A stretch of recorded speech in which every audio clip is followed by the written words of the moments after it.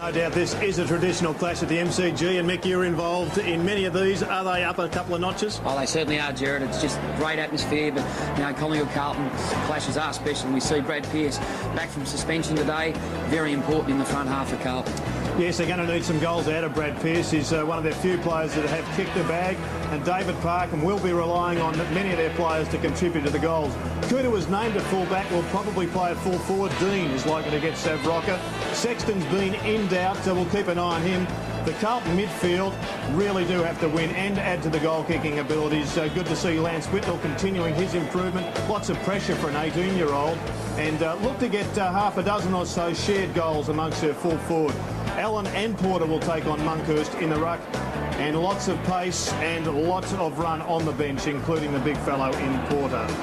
So the Carlton side not at their absolute best, but still competitive, and they're going to really need to close down on the Collingwood forward line, in particular Sav Rocker. Yeah, Jared, Sav Rocker was one player over the last couple of weeks. He kicked 7 goals versus Essendon Anzac Day.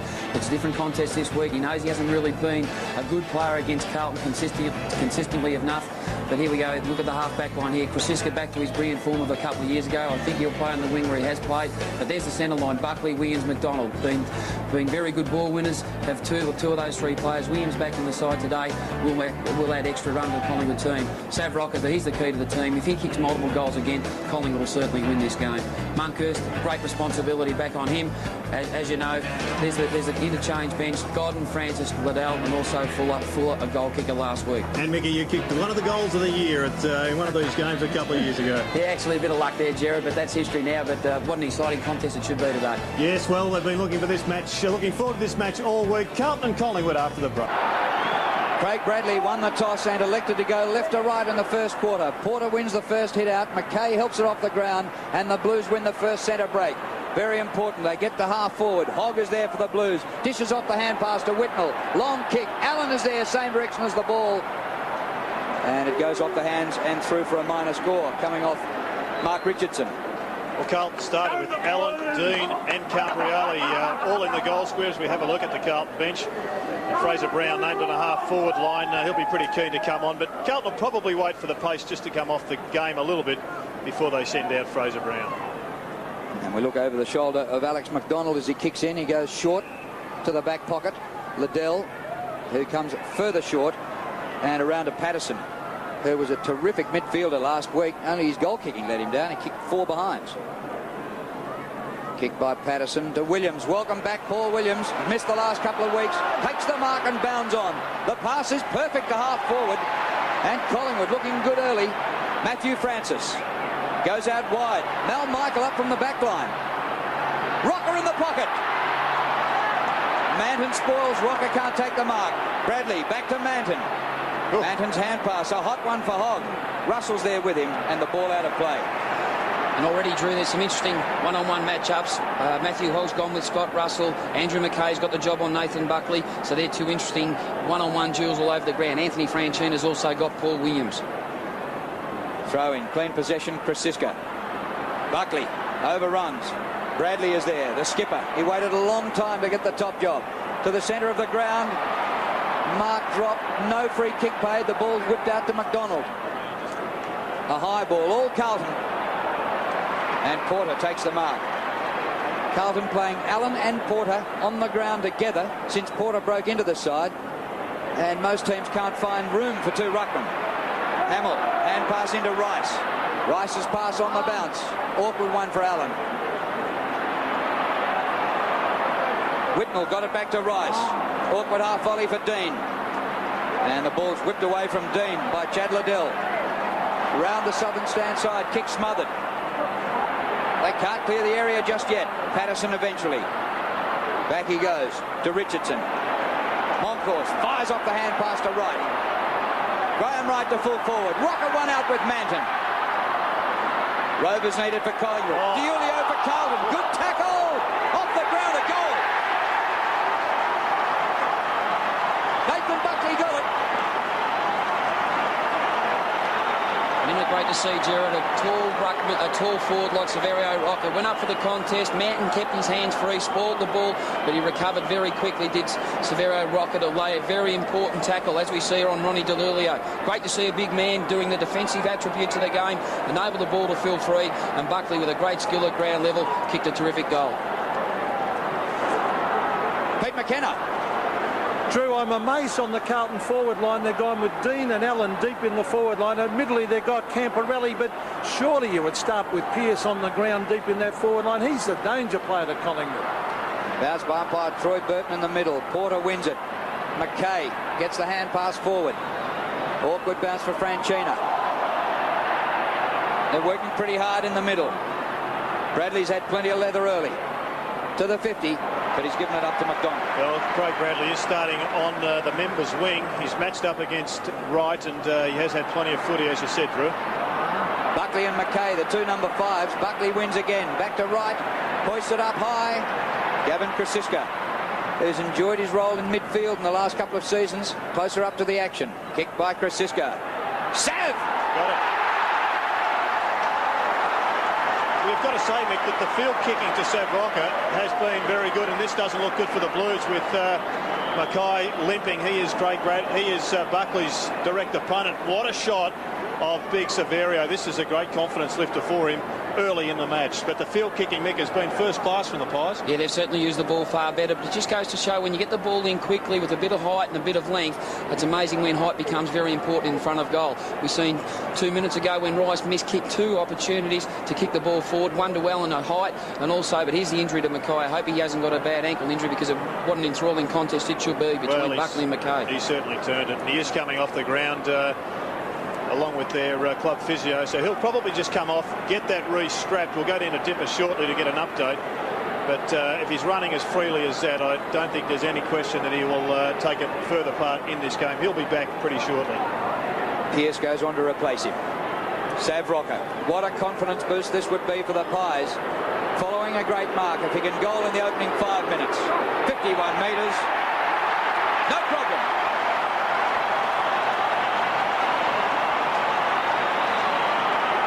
It certainly is a confidence lifter for Severio Rocker. He hasn't had the best of games against Carlton on a regular basis. I think the last 5 games he's played, he's only managed to kick 11 goals, but what a great way to start the game. It's unfortunate there's the ankle injury that may keep Andrew Mackay out of the game, but as you said, Gerard, the way he ran off the ground, he'll certainly take his place back in the game.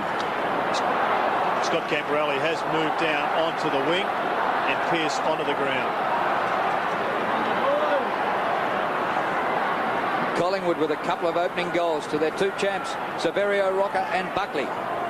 Porter out to Krasiska. He loses it in the tackle of Ratton. Michael's been shifted further up the ground, playing at half back. Couldn't get the hand pass away. Baller. Well, Peter McKenna, it didn't take long for Carlton to acknowledge your advice. They've brought Pearce straight onto the ground and Camporelli up onto the wing. Well, unbelievable, Gerard. They started with Allen and Dean, who both lack pace down on the forward line. Thank goodness they got Pearce on. Better than being off. That's right.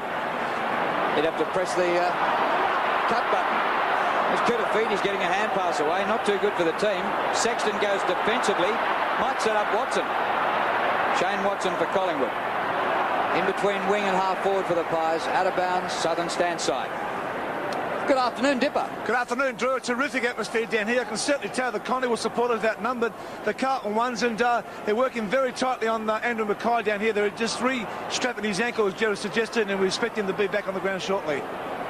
Moncourse won the hit out, but Sexton repelled it for the Blues.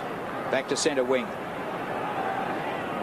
Gavin Krasiska, an old premiership teammate of yours, Mick. He's going better than ever. 17 at the moment, expected top. We've reached it. Yeah, he's certainly playing good footy at the moment. He's basically playing on a wing and staying at home, Drew, and that's the reason why he's getting a lot of the ball, because he's just staying there and playing the percentages. Camporelli floats the hand pass in. Hume. DiUlio. Goes the short pass to centre wing and a juggle, but the mark is taken by Bowman. DiUlio again. Floats the kick to centre half forward. Chance for the Blues. Dean Rice. And a tackle without it, Franchina. Surely, up bar. Play on. Collingwood have it. Williams. Monkey on the run.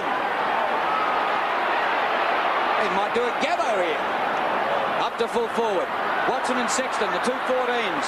Sexton helped out by Dean, who now finds himself at his right end of the ground. To Sexton.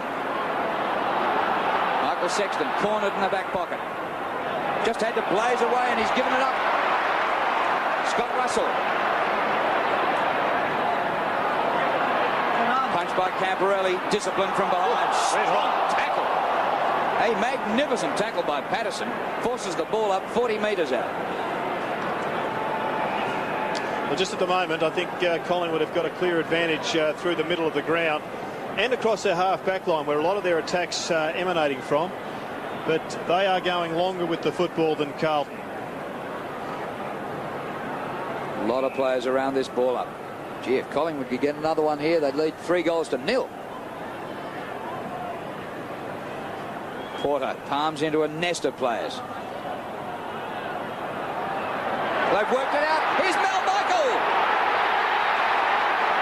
The kid from Papua New Guinea has kicked himself a goal.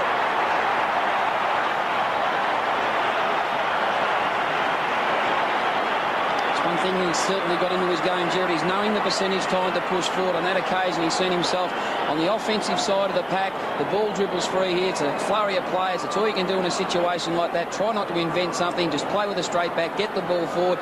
Fell into the path of Mal Michael. He's certainly become a springboard of attack for the Collingwood team. Yeah, great goal for the kid. And Mal Michael, playing his 17th game, has just kicked his first goal in AFL football. Collingwood 3-0, but it doesn't stop Tony Shaw getting on the phone. Porter wins out of the middle. Dean flips the ball up to Hamill. Out wide he goes to Allen.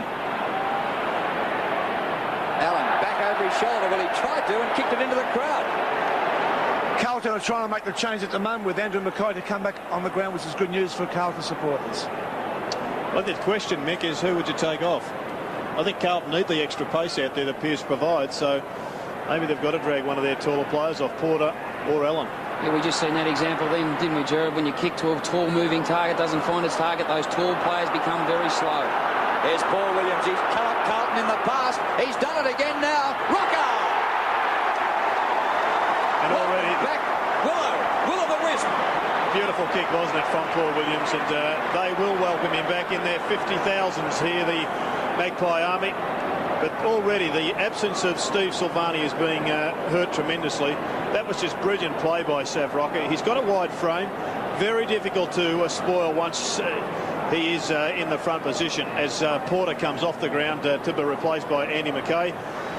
And all he has to do now is convert after a magnificent mark.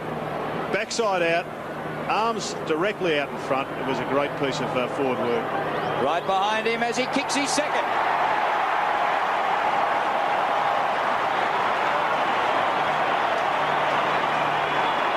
As you suggested, Gerard, they are certainly playing a lot better. They're using the ball very effectively. We've seen the weighted kick by Paul Williams then to give Severo Rocker the advantage. As we see here on the replay, the body pushed back into Manton. Manton didn't do much wrong in that situation. It was just the overall strength, the body size of Severo Rocker. He kept his hands free, used his body to get front position and marked accordingly. The most important thing, Severo Rocker looks very dangerous. He's kicked 2 goals in this early part of the first quarter.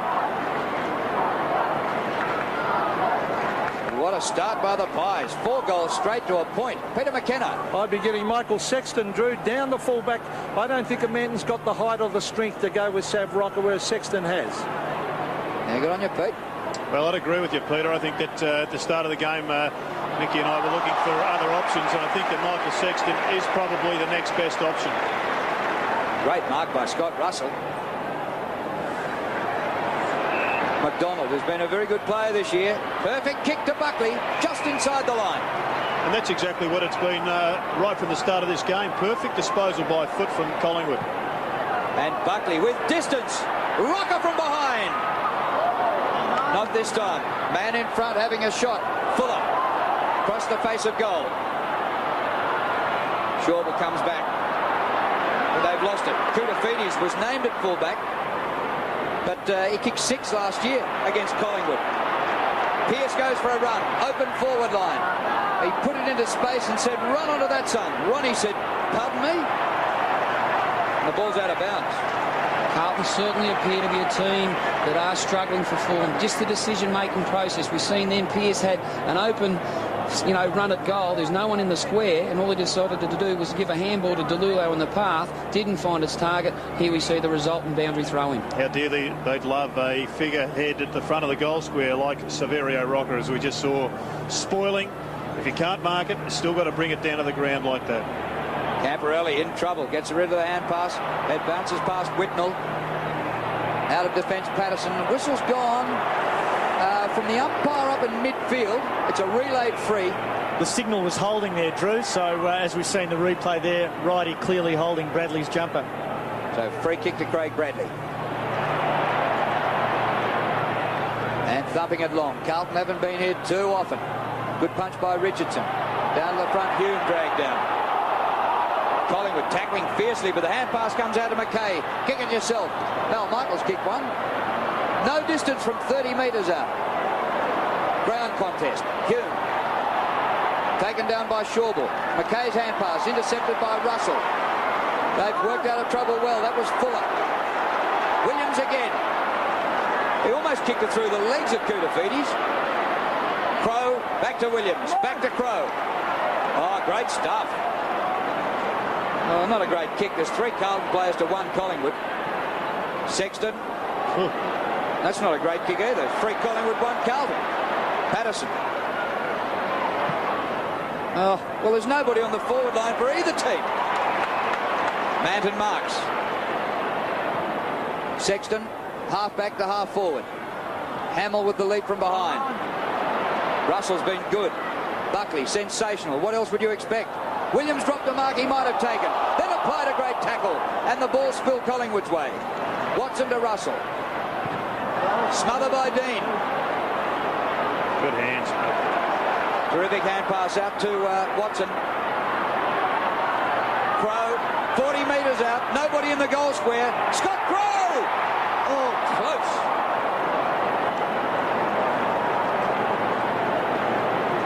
Well, that's their first miss. 4-1 to 1 behind.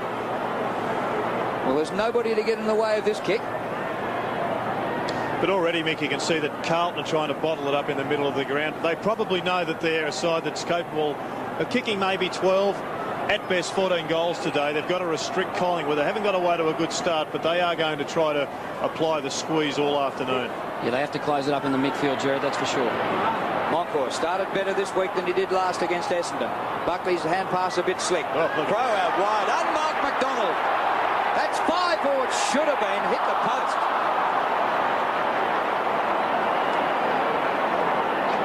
Collingwood should have kicked the goal, and Alec McDonald will know an opportunity's gone begging, but they can take some positives out of it. It was a good return on a defensive kick in from Collingwood. Hitting the woodwork just doesn't pay. Bradley kicked the last one. Rice kicks this one. Ratton, but he's caught behind Williams.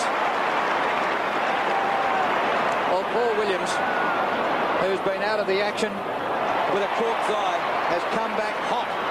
And here's a kid, Brad Fuller, who kicked 3 goals last week in his best display, playing just his 5th game in the AFL, and he looks as though he's about to get another one. Mick, do you think it's a fair comment to say that kick-outs are almost a barometer of the team's confidence?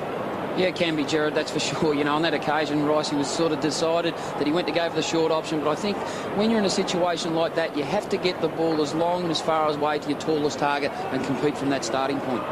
35 metres right in front. It's a blitz.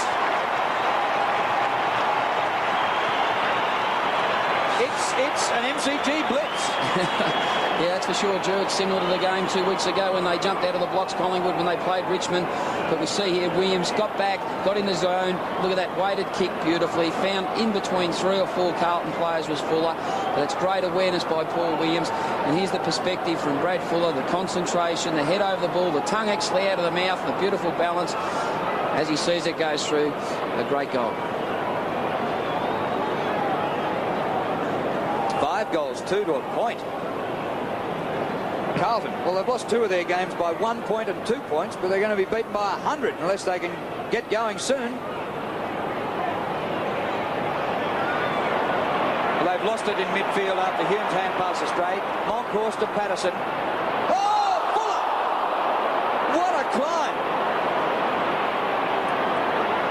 unsuccessful. Manton kicked it too far.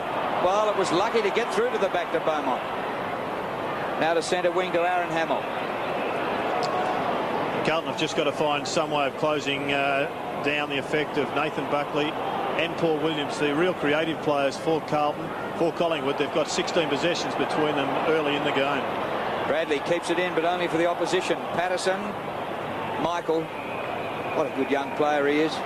Plucked off the rookie list last week. Brad Fuller's already kicked a goal. How about that for a leap?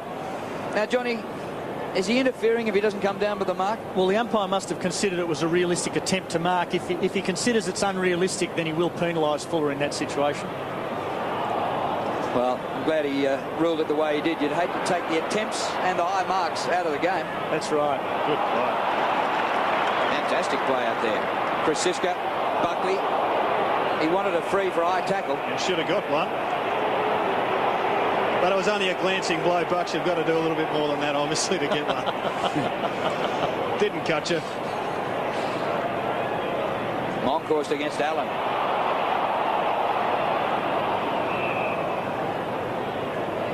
Well, Monkey really came back into form, particularly the night game against Richmond a couple of weeks ago.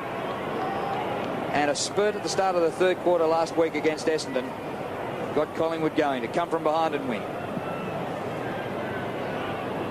Allen wins this. So Carlton have decided they can't go with two ruckmen on the field. McDonald to Russell. Russell to the forward pocket. Rocker had to wait for it. Oh, if he could have flipped the ball over, it would have been handy. Koutafidis. They're under siege on the back line. McKay had his ankle strapped and he's back in business. Hogg. Diulio. Whitnell on a lead. And loping past is Allen. Too far out to score. Good pass, good setup. Perhaps Carlton's best piece of positive play this afternoon, Drew, and they've got a chance of having a direct shot at the goal. And Peter McKenna, it's been a long time coming, but they desperately need this one. Yes, they certainly do, Jared, and they need a bit of nippiness up on their forward line. Camporelli up there is a good move, but I think they should get that forward line open, get Pearce one out in the goal screen, just get him to lead up the middle. To Camporelli for Carlton's first goal. 50 metres out, a great looking kick. Can't do better than that.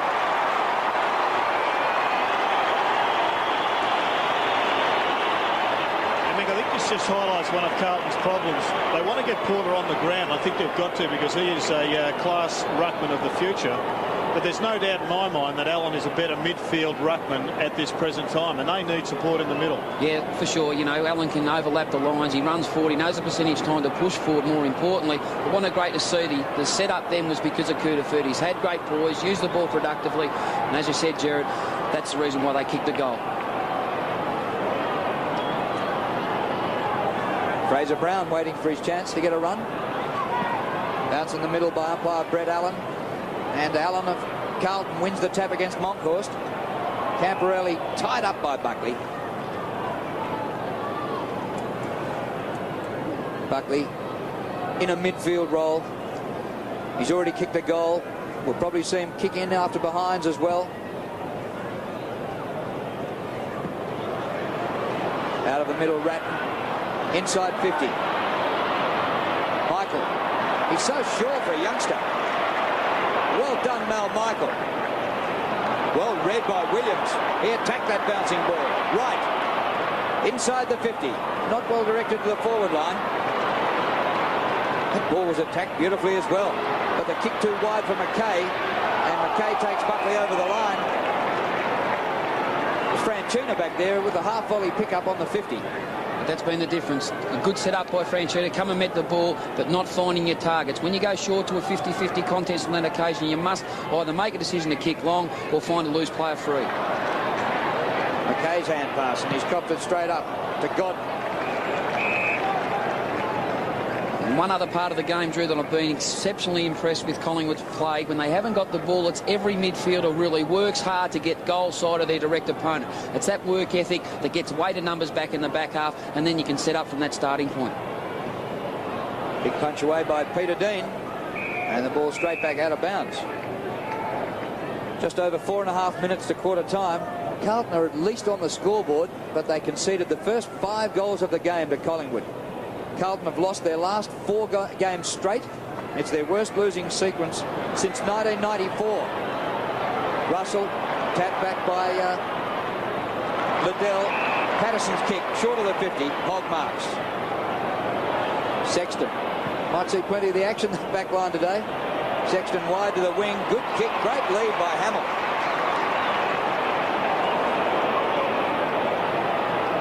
Aaron Hamill, the son, a problem. Sounds a contradiction in terms in a twilight game. DiIulio. Oh, good lead by Pearce. Too far out to score. Oh, Whitnell the only chance, but he couldn't take the mark.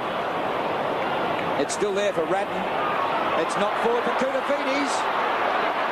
Just gets the hand pass away. And out wide in the pocket. Pearce couldn't handle. Anthony Koutafidis is actually playing on a half-back flank, comes centre-half back on Richardson for the Pies, but he's forced his way up into the play up in his own forward line, which was good work. Just about of the fumbles when he didn't need it there, though. Peter Dean marks in between wing and half forward. They've all rushed forward, the Blues, a very crowded Carlton forward line here. McKay on the cricket pitch area. Told to play on. Kick wide. Pearce has got it.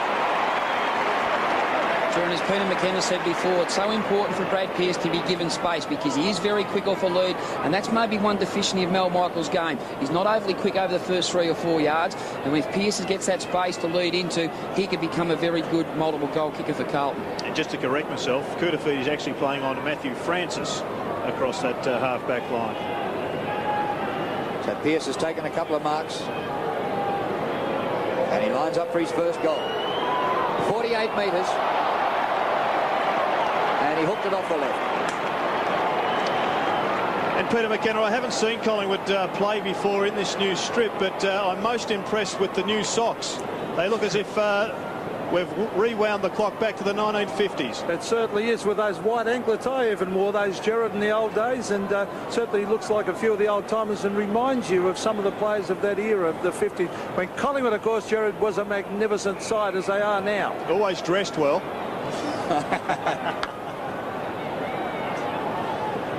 So Graham Wright working it out of the back pocket successfully to Patterson, who's getting it a lot again today like he did last week. McDonald with distance to centre wing. The 2 ruckman. Allen gets it to the front. Whitnell to Bradley. Floats it to McKay and goes back for the 1-2. Hamill. Doing quite well at the moment, Carlton. I reckon they're on toast at the present time. Carlton certainly need a goal, but they've worked themselves back into this game a little bit. Shocking kick by Hamill, but he has taken 4 marks. McDonald's hand pass, ordinary. Buckley helps him out. McDonald gets it back. Along the ground, Krasiska and Beaumont. That looks like it's going to be their problem, Mick. Carlton have worked their way back into the game, but they're getting the ball into their forward half. But no one up there really at the moment that can consistently convert. I think it'll only be a matter of time, Gerard, that Koutafidis will actually get pushed forward. Well, Kouta did kick 6 in the last meeting between the two. So surely the match committee would remember that. Free kick to Carlton.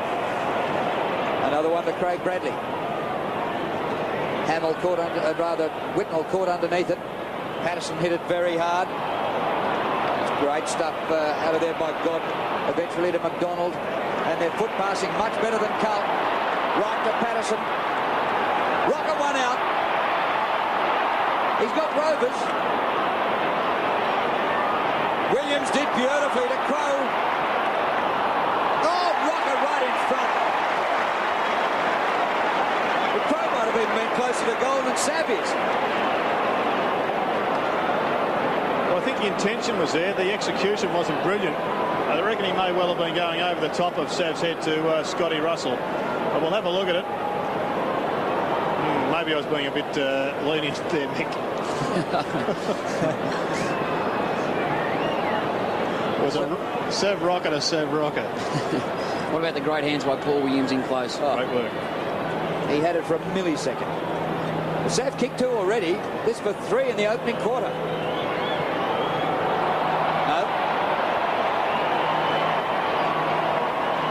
As a matter of fact, he has kicked more inaccurately than any player in the competition this year. He's kicked 18 goals, 13 behinds, and nobody else has kicked 13 behinds. I think one player that's really starting to stand up and become a consistent contributor. We see here the balance, just the great awareness here by Paul Williams. Spooked it up within a flash, gives it out to give space to Crow. Even though the execution wasn't there, it was an opportunity. Collingwood could have get a goal because of that great play. It's interesting in those circumstances. Often players are under so much pressure that they can really only handball towards the right coloured socks. Haven't got time to look up and assess who's who. They've just got to look for the boots and what colour socks are around them. Just as well Collingwood put some white in their socks, otherwise it'd be impossible to tip it It's tough, wouldn't it? Well, just a little bit too high, but it comes to the front. Pop shot by Beaumont. It's... Well, you could just stop there. No, the umpire has blown a whistle. It's all fair a goal. Simon Beaumont gets a goal after the sow. Well, that's amazing. Mark Richardson is disputing that should have been paid as a goal. For a bloke to be playing at this level and not to realise that if the ball is kicked prior to the siren, the score must... here's the kick here. The siren goes while the ball's almost at the peak of its flight. And it's obviously a goal because it was kicked prior to the first sounding of the siren, so the score is recorded. Actually, it was interesting because initially I thought Peter Dean was going to mark that. I just wonder whether or not he heard the siren. Probably he did, and knew that he just had to allow it to complete its action. Well, Collingwood kicked the first 5 goals, but Carlton kicked the last 2.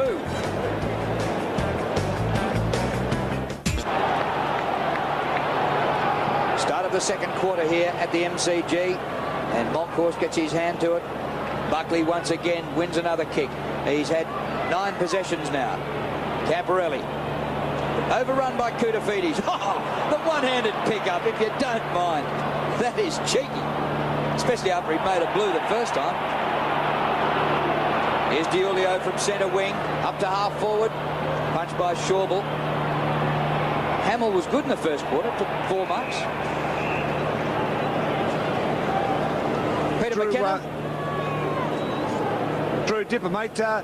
Both coaches are pretty heavy on their players there at quarter time. Tony Shaw just told his players not to sit back and wait to get goals kicked to you. Make sure you get involved in the plays. We see Carlton go forward. Now Michael playing in front.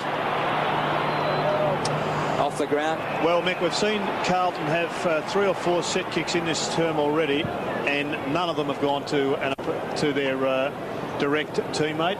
And it really is breaking down across their half-forward line because of that very option. Once again, Ratton getting the football, but under some pressure. But I guess the good signs are that Carlton are winning first balls. Ball on the 50. Look at the desperation of Michael, and he gets the ball out of bounds. Macca? Yeah, so Drew, it's interesting. I agree with Gerard with some of that kick into the forward line. They're winning the ball heaps of times across half forward. Even that kick in before to Pearce didn't clear the man, and it's created. Here's a chance now to Diulio though. Gets inside the 50, but a poor old kick to nobody. Liddell not out of trouble yet. Peter Dean. Moncourse got him. Down goes Hume. Brings up the chalk. Ping for holding the ball. Drew? Once again, Gerard, we see the turnover when you're coming forward. Diulio, it was on that occasion.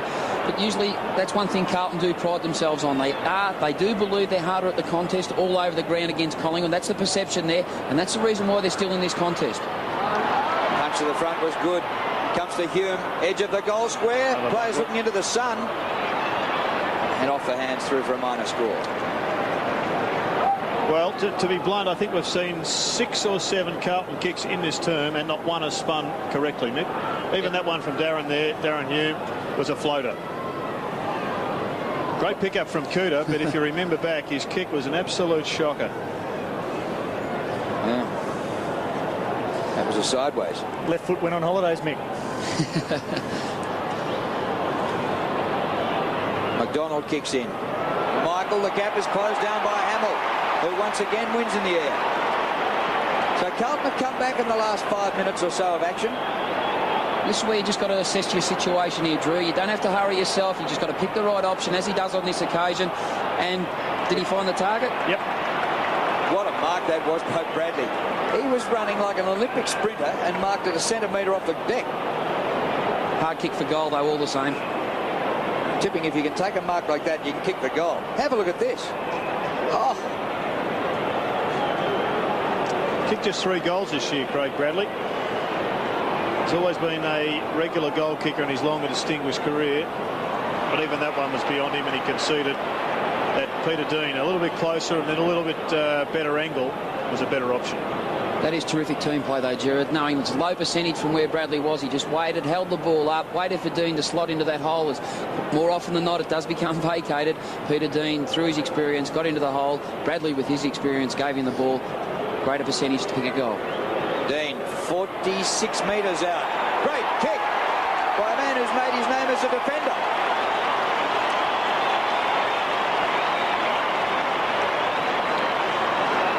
Well, well done to Carlton. They have worked their way back into this game from about the 20-minute mark of the first quarter, when Collingwood had them absolutely dead. They've just grovelled and ground their way back in. And Peter Dean, a member of the tongue-out brigade when you're kicking for goal, is pretty happy with that result. Collingwood have just let Carlton off the hook at the moment. Dean and Bradley, who set up and kicked that goal, lining up on the wing side of the centre square for this bounce. Allen wins in the middle, but somehow Buckley gets a kick out. Krasiska, right. Kid bounced away from him like a Shane Warne spinner. Hogg across the ground. Bad bounce for Beaumont. Lloyd palms off Krasiska. Ratton run down by Patterson, who's tackled Ratton beautifully a couple of times. Patterson lays another one. Ball comes out to Beaumont. There again is a ball that floats in the air and didn't have any sort of spin on it at all, and has gone to the opposition. Monkhorst coming up for his 7th disposal. He was telling Matthew Francis, just go a little bit more towards the centre of the ground. But that was fraught with danger because everybody else could see where he was pointing. Koutafidis finds Camporelli.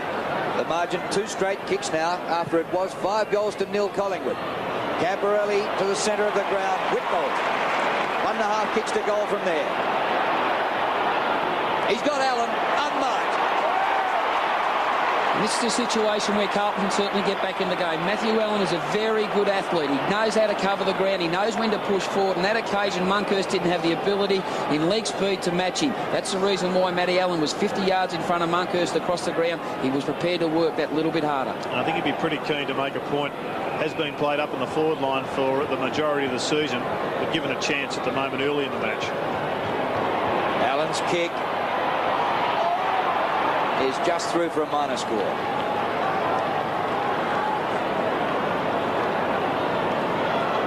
Well, the tension mounts when Carlton play Collingwood. They've had some fantastic meetings. It's always like a final, but funnily enough, they've never played against each other in a final since 1988. 1988, and Carlton beat Collingwood that day. Drew, I was a member of the Collingwood losing team. You must have been a member of a few, because they've won the last 7 as well. Now, you didn't play for Carlton at all against Collingwood? No, not once, Drew. Patterson, is he chasing the ball around? He's doing pretty well also on his direct opponent in Brett Ratton, who's only had 1 kick and 5 handballs. Shawble did particularly well, and then the ball goes out of play.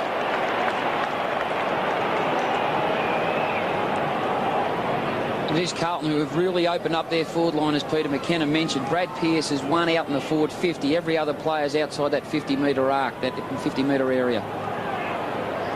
Liddell got it over to McDonald. Now Russell through the cricket pitch area, looking for Sav. Rovers needed at the back. It's Franchino though for the Blues. Here's Allen on his own on the logo centre wing. Support by Hogg. Hogg just pokes the ball in the air. That was not within 20 metres of a Carlton player. Liddell has to do it all again.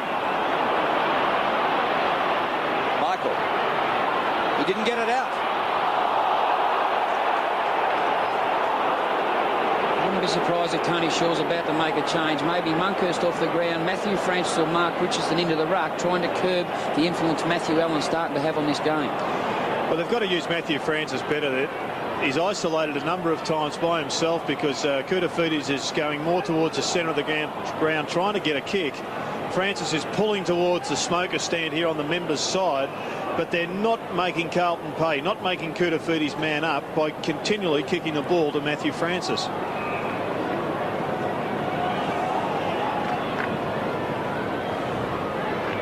Richardson brings the ball underfoot, and guess who's there? Patterson. Stephen Patterson, 10 possessions. He's also laid 4 tackles and a couple of rippers on Rat. Reading during the week that you can follow the progress of a game on the website when overseas. And it's almost like you're at the ground. Pinged. Delivered out of bounds, Drew. Obviously no other intention other than to put the ball over the line. So Ratton gets the free kick.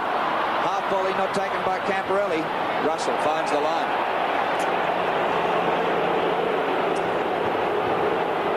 There we see Scotty Russell just push the ball over the line deliberately and penalised by the umpire.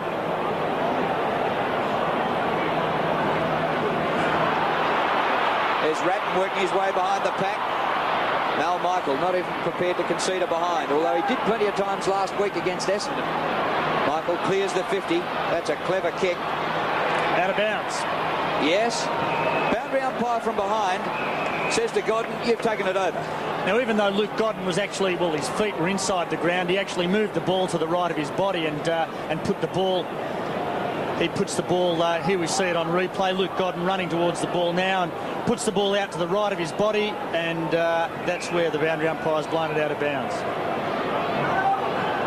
Monster crowd here at the MCG. Might be nudging 80,000 again, or high 70s, something like that. I just feel as though they haven't really risen to the occasion yet. There's a bit of expectancy about it, but they're not making a hell of a racket yet. And here we see Collingwood runner Mark McKeon trying to get Cooter away from the play. He's pushing Matthew Francis all over the place. He's now told him to go deep into the forward pocket, dragging Anthony Koutafidis away from the goal. Cooter won't respond at the moment. He's sitting 40 metres away from the goal, but he may get trapped. Franchina knocks it to the back. Ratton starting to get a few touches now. Hand pass astray. Rice helps him out. Sexton, fitness doubt about him coming into the game. To the southern stand side. Godden and DiIulio. Off the ground, Hume. Shore ball for Collingwood. Hume did well to follow up and lay the tackle. Russell under pressure. Now is that out of bounds deliberately? This is exactly what Carlton were intending to do. They're trying to close up the run, the great creativity of Russell, of Buckley, of Williams, and they've done that over the last 15 or so minutes of play. And it's been the overall hardness, the work rate and the defensive part of the game that has certainly got Carlton back into this contest. Michael to Godden. Mark dropped at the back by Fuller. Carlton rebound. Oh, Whitnell.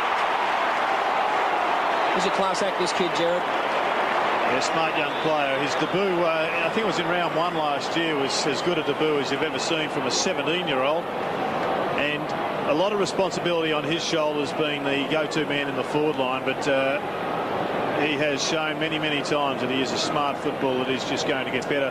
As Ronnie DiIulio comes off the ground, he's been replaced by Damien Locke. And coming on for Carlton is Andrew Pugsley. For Collingwood. For Collingwood. So Lance Whitnell kicks from 50 metres. A raking kick, but offline. He is their leading goal kicker, but he's now kicked 7 goals, 8 for the season. I think work rate, Mick, is one of the concerns for Tony Shaw. There's no doubt Carlton are superior at the moment. Yeah, they're certainly getting the ground level balls. They're getting in tighter in the contest, and that's the reason why they're getting the supply into their forward 50. In the first quarter, Collingwood certainly controlled that. It was 15-11 in the first quarter, but I've got no doubt this quarter's certainly seen a change in play. Godden's kick to centre wing. Whistle's gone. Umpire Allen was paying a free kick advantage. Oh, McDonald stands his pushing ground. The back, pushing the back. And Alex McDonald takes the free kick. Right. The free kicks were even in the first quarter, 3 each. Kick by Wright. Sits up beautifully for Russell. With distance to half forward. Oh, he was almost held but still took the mark. That was absolutely fantastic by Pugsley, who's just come on the ground. And a 50-metre penalty against Franchina. A couple of youngsters there. Pugsley 19, Franchina a 20-year-old. And Franchina looks as though he's probably given away a certain goal. Yeah, here we see the mark taken, and obviously Franchina told to let go, but refusing to let go. By the time he does, it's too late. So the umpire had penalised him the 50 metres for not letting go when he was asked to. Is there a time delay situation in that? Well, the umpires are actually told to only tell them once, but in reality they tell them 2 or 3 times. And I'd suspect that then Franchina was probably told at least 3 times, because there was a considerable delay, and he was in fact dragged forward with the player with the footy. So I suspect that was an unreasonable delay caused then. Andrew Pugsley, his first kick today, started his career with 2 goals from his first 2 kicks, but not on this occasion.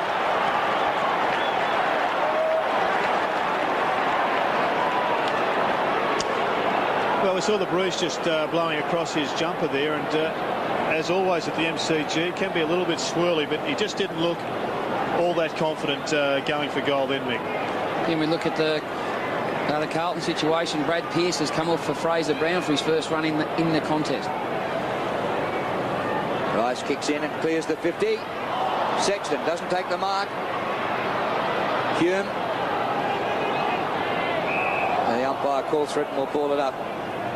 Actually, Carlton have won more of this game than Collingwood, even though they trail on the scoreboard. In the first 17 minutes, Collingwood were 5-3 to a point, and since then, Carlton have been 3-5 to 2 points. Well, it was about that time, Drew, that Carlton turned this into a brawl, into a back alley brawl. It's really just been a scrap and a fight, and we've seen lots and lots of these ball-ups with 10 and 15 players around them.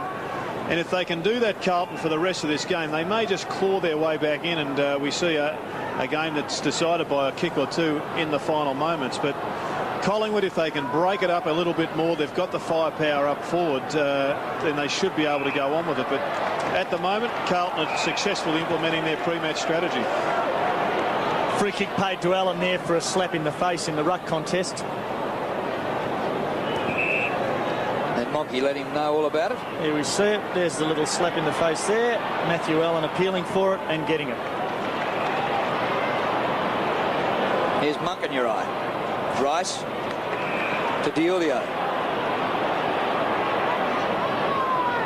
Ronnie goes to half forward. Hamill caught behind this time. He's been good in the air though. Down goes Hume. Sexton. Camporelli nudged beautifully. The timing of that was great by McDonald.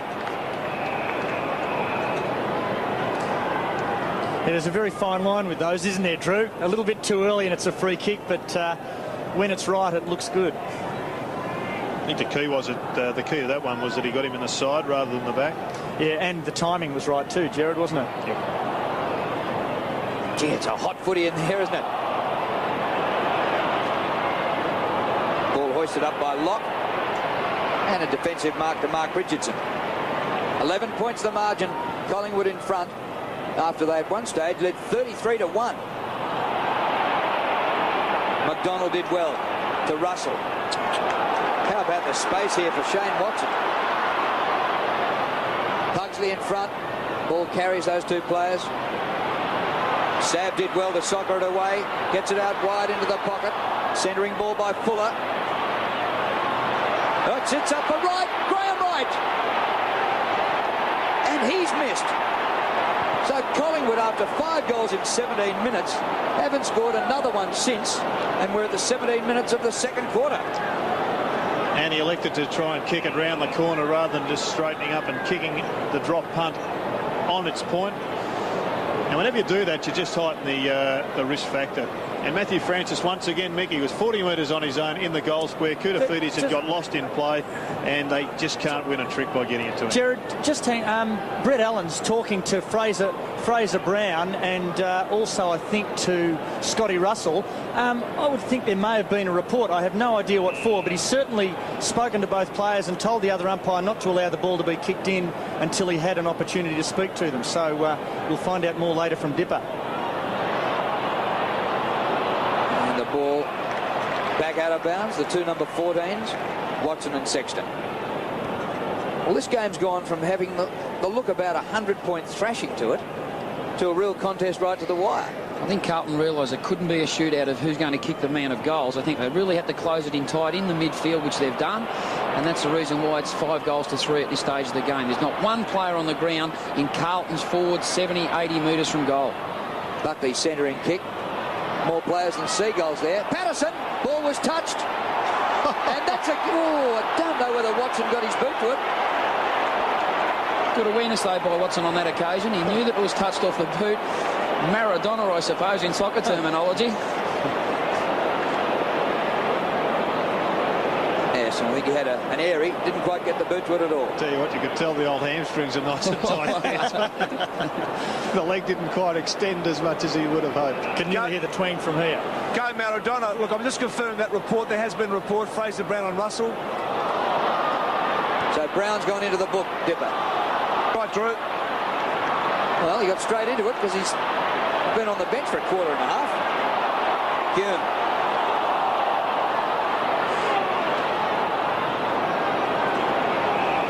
And there he is, Fraser Brown, at the bottom of that pack. And this is the type of game that Fraser Brown really loves. He's always been a very good player against Collingwood. He's tough in tight in the crunches. And here's Monkhurst coming off the ground, which we stipulated early on that might be the case, trying to get some more runs through that midfield part of the ground because they're good players, Buckley, Williams and co. They've certainly been held for a 5 or 10 minute period. Geez, a great player in the making, Mal Michael. See how easily he did that. Krasiska had a lot more trouble. Beaumont. Now they have to dash down to the forward line, Carlton. There's nobody up there. And Shawbull takes the mark.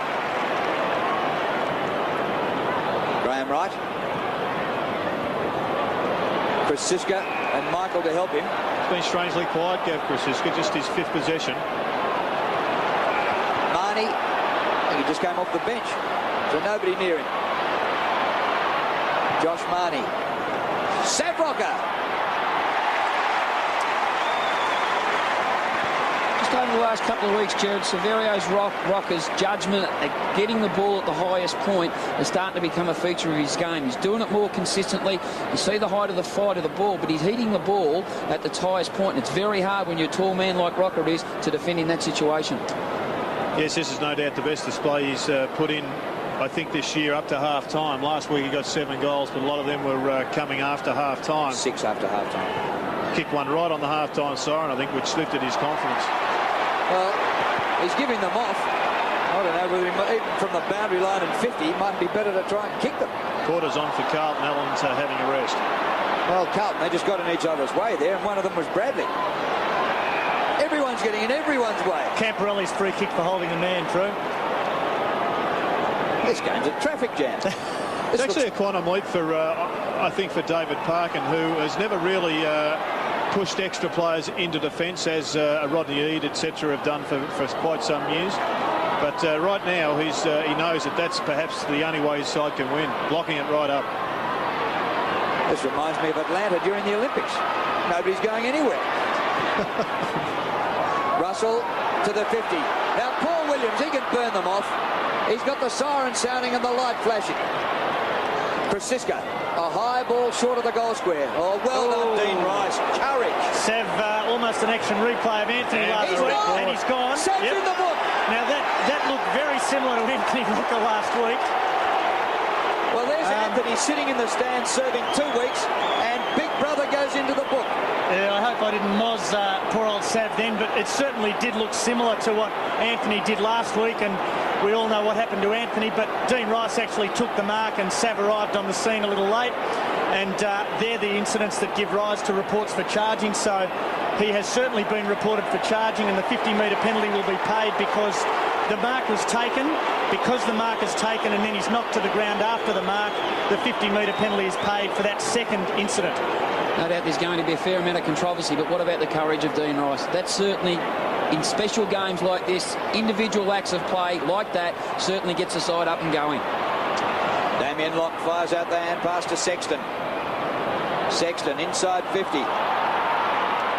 Crumbs come down to Francis. Now to Buckley. Nathan Buckley hugs the boundary line. Oh, Sexton. Well, if I was Tony Shore, I'd be sending the runner straight out to Sav and say, forget that.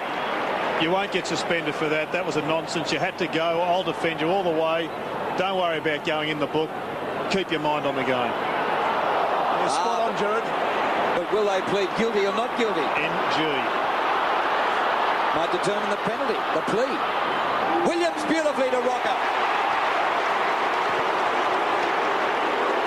He should go back and kick a goal now. He's got a spare. He's given it off again, and Krasiska marks only 20 to 25 metres from goal.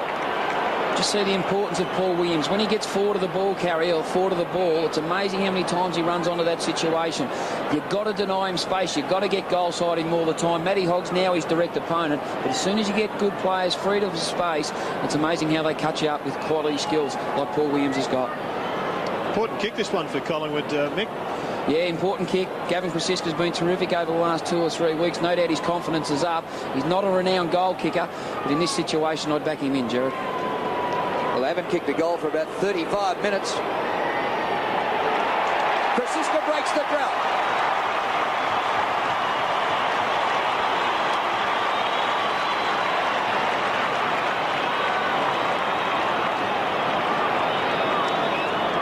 Great to see Sav Rocker just bursting back into the action. It was a good kick. He nearly took out one of his own opponents, but one of his own teammates. But he left that to Glenn Manton.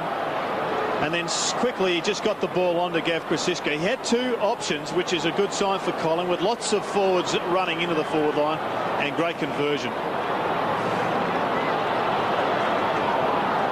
Matthew Francis has gone into the ruck for Collingwood to go up against Porter, and there he is beating him, but straight to the opposition. Stolen by Fraser Brown. It gets through Michael. Here's Koutapidis on the forward line and goaling.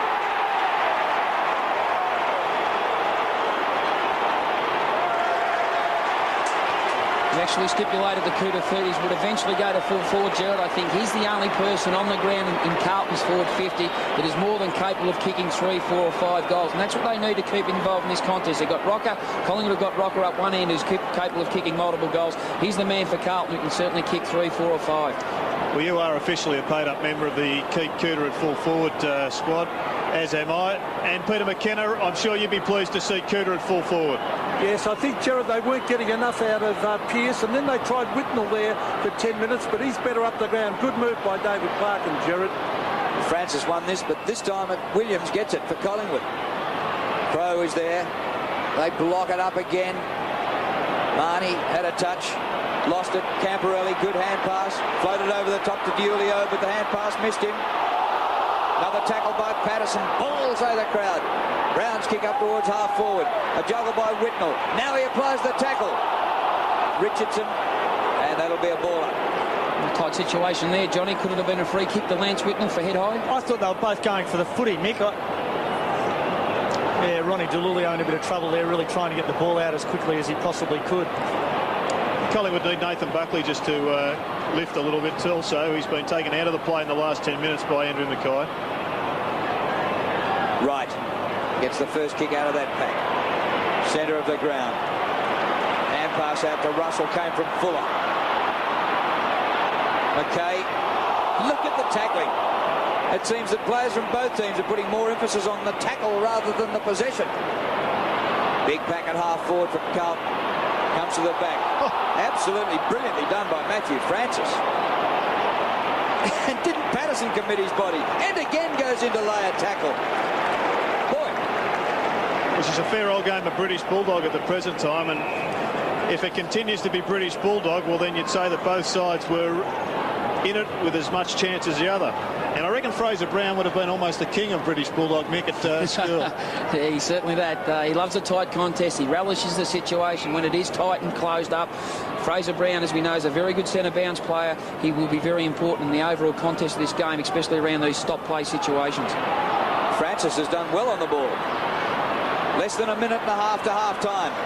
Defensive kick across the ground by Richardson. Finds the boundary line. I think, Jared, if Carlton get the next goal, they'll go into half-time fairly happy with the situation. They knew that they couldn't be a shootout, you know, goal against goal, make it a free-flowing contest. What they've done, they've really stabilised the situation, got them back involved. Scoreboard pressure, we know, is the ultimate pressure in footy, and they'll go into quarter-time, the half-time break, thinking fairly confident. Well, Wright fumbled it straight to the path of Bradley, and Bradley fired it out to Pearce. High ball, this is courage needed here. Porter showed it. He's got tons of it. Whitnell overran. Brown turns his back on the opposition. It was Buckley. And the umpire will ball it up. The umpire's been worked pretty hard. Yeah, it's interesting. I mean, when the game is fought out, as Jared said, like British Bulldog, it's very difficult for them because there are lots of packs and the game is very congested, so it certainly tests them. Fraser Brown plays the role of ruckman and wins a free kick. He goes on quickly to Hume. Time running out. 26 seconds left. Hume to Kudo. Touched. It's touched. The ball is touched. Play on. Now Whitnell has it. Well, the umpire in the mid-zone actually called touched off the boot. But the umpire, here we see that now the umpire in the mid-zone is actually calling touched here, but the umpire at Kuda's end obviously didn't know that. You can see Brett Allen calling play on there in the background. So Brett Allen ran down and told Troy Burton that it had to be a field bounce rather than the mark play. And there's the siren. Well, the Carlton fans won't be happy because Brett Allen's actions there might have cost the Blues a goal before half-time. Yeah, well, I think if they get the opportunity to see the replay that we've just seen, it clearly shows the ball being called as touched as it was in transit. So obviously the Carlton player's not aware of that, and we see Brett Ratton having a lot to say there, but it was clearly being called as touched, so I'm sure when he sees it on replay, he'll concede that. We'll have a look at this one, John. That's Bretty Allen, number 10 in the background there, and we'll see as he turns around. I don't know who it's touched by. Gavin Krasiska's certainly not saying he touched on the line, Johnny. Where was it touched? Well, I'm not saying it was touched. All I'm saying is the umpire was calling the ball as touched. But I guess the positives to come out of it for Carlton is that Kuda's gone to full forward. He's grabbed a couple of touches. He's kicked a goal. He perhaps should have got another one. So despite trailing at half-time, Carlton go into the long break with plenty of positives on their mind.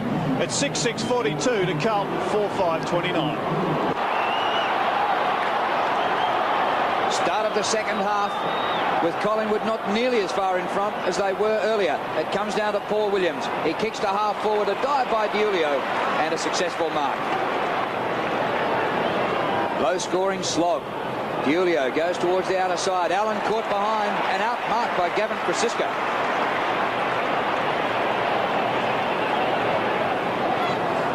He's really stepped up. Just past the 200-game milestone. On the chest of Sav Rocker. Carlton started with Aaron Hamill at full forward. Kuda looks as if he's going to push further up the ground. Mel Michael just pushing deep into the forward line now, into their forward line, but it's Aaron Hamill that's following him, so that's obviously his direct opponent. But this is a vital goal in the context of the game, Mick. It certainly is. These are the ones Ferro Rocker's got to kick through the big sticks. Great effort by Gavin Krasiska there on the outer ring. He read the change of direction, kept his body in front of Matthew Allen on that particular contest, took a great courageous mark, and now we've got an opportunity because of Rocker kicking for goal. 50 metres out, and he sprayed it to the right again. So he's managed 2 goals, 2 today. And his accuracy this season has been way off. That is 20 goals, 15 for the season. Dean kicks in and just reaches the target. Ronnie Diulio. Carlton have to flood forward and get up to the forward line. Otherwise, they might find they're pumping the ball up there and there's nobody there. Beaumont.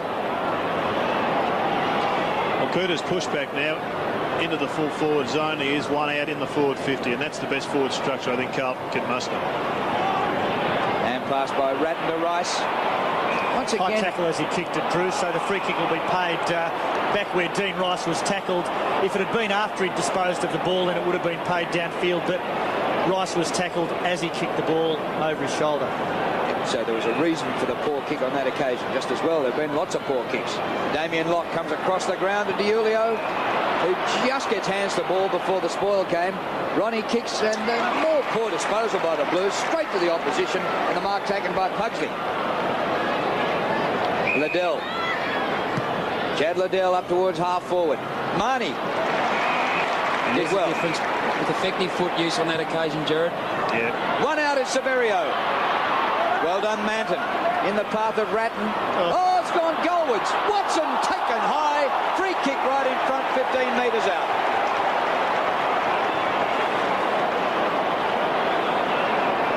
Yeah, Michael Sexton there clearly grabs Watson high, so there's not much doubt about the free kick, even though obviously Michael Sexton not happy about it. But on replay, that was a tackle over the shoulder, so the free kick paid to Watson. And this has got to be a gimme from here, I would think. 20 metres out and straight in front. It's bread and butter for a Shane Watson. Should be a certainty. And he goals.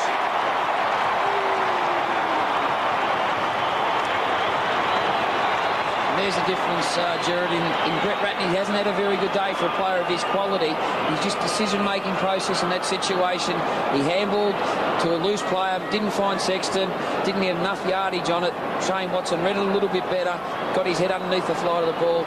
Sexton too high, reckless tackle in that situation, and that's the reason why Shane Watson's kicked the goal.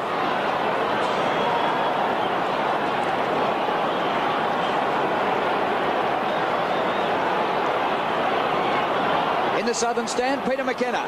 Yes, just talking about, going back to Severio Rocker's kicking, Drew, I reckon he's getting too tense. He's pacing out certain number of paces. He's not relaxed enough as Collingwood go forward again, and a mark down there to Dean Rice. But I reckon he's getting far too tense. He's kicking too many easy, having too many easy misses from 30 metres. Has he ever come to you for some tips? About 4 years ago, Drew. Well, maybe you better find your phone number again. I'm available if he's willing. At a cost? A big cost. On your feet. Here's Craig Bradley dashing forward from the wing. A centering kick. Hamill and Shawble. Aaron Hamill did well to recover. Back he goes to Brown. Brown pops the goal and misses.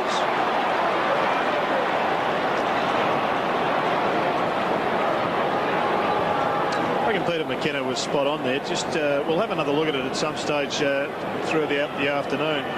But just the way that Sav Rocker holds the ball, he's really got his wrist bent rigidly, and there's just looks as if there's no elasticity or plasticity or any feel there. His muscles might have tightened up when his name went in the book in the second quarter. Could have done. Buckley waits. Great work, Sexton. Well done, Michael Sexton. And to put the hand pass in the path of McKay was great football. Sexton came into the game under a cloud with a cork thigh. They're playing onesies and twosies down there, McKay and Sexton. Allen punches from behind. Liddell for Collingwood over the top to Russell. Centering ball, all Collingwood. Moncourse. And he's got Mal Michael up from full-back, running the legs off Koutafidis. He's already kicked one goal today, Mal Michael. He breaks the tackle, gives off the hand pass to Krasiska. Great stuff by Michael. Krasiska long. Watson. Oh, fantastic football. And it's the sort of football that Carlton haven't been able to play today. Congratulations for Mal Michael, who started it from the defensive goal square. Well, you couldn't have described it better, Drew. That was just brilliant play. It was, in fact, a great choice of kick here on centre wing by Scotty Russell to get the ball across into the middle of the ground. That was the best decision of that whole passage. Mal Michael just charged on, and the ball finished out on the outer wing and finally delivered it to Watson, who goaled. And that has increased Collingwood's lead. 45 now plays 30. The runner having a word to Anthony Koutafidis, and I'd suggest that Alex McDonald's letting him know that Mal Michael's just run him a merry dance and led him up the field and probably been the prime mover for that goal. So all of the Collingwood players letting Anthony Koutafidis know that he maybe should have run a little bit quicker.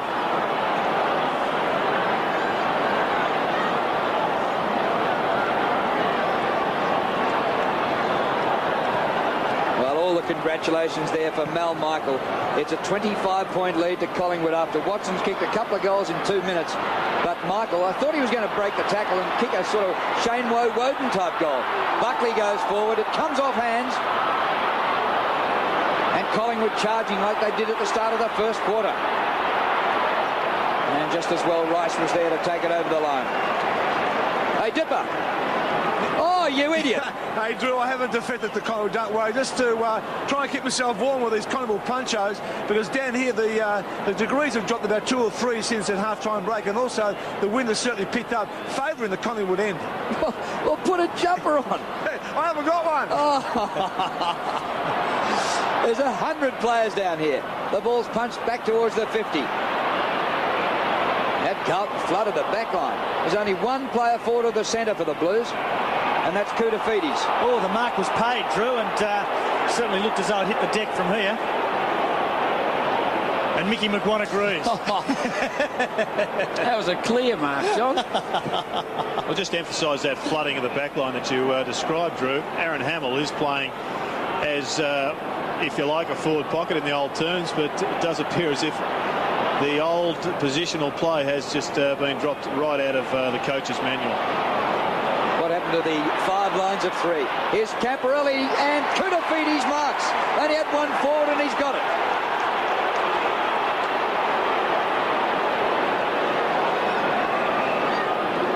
Well, every one of Carlton's teammates suggested to Kuta that if he had have turned around quick enough, that he had a teammate alone, 40 metres alone, in the goal square. Must kick this, Gerard, with Simon Bowman, who streeted forward into the goal square for Carlton on that occasion. Koutafidis didn't get back from the mark quick enough, but it's a must-goal kick situation here. 45 metres out, and he's hooked it. And listen to the Collingwood fans. Nick, I reckon Koutafidis saw Beaumont and chose to ignore it. It wasn't that he didn't see him. He actually looked at him and chose to ignore that opportunity. So the runner for Carlton out there now telling Kuta that maybe he should react a little quicker to that. And the runner being B. Mitchell. Do you think he saw the option? Yeah, I reckon he did.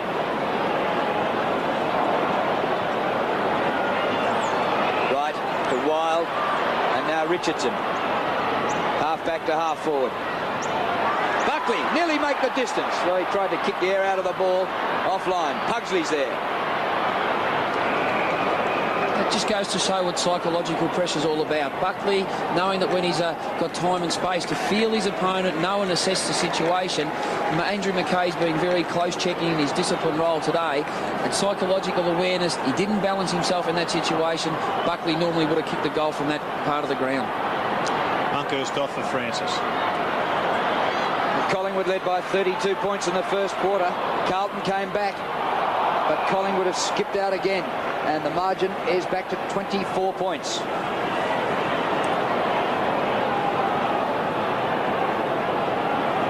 Tony Shaw looks as though he's having time to relax. But sneak a little look at the scoreboard. Sam Rocker in ruck. Look at that. That's just volleyball. Pugsley pulled off his kick. And umpire Brady Allen comes in to pull it up.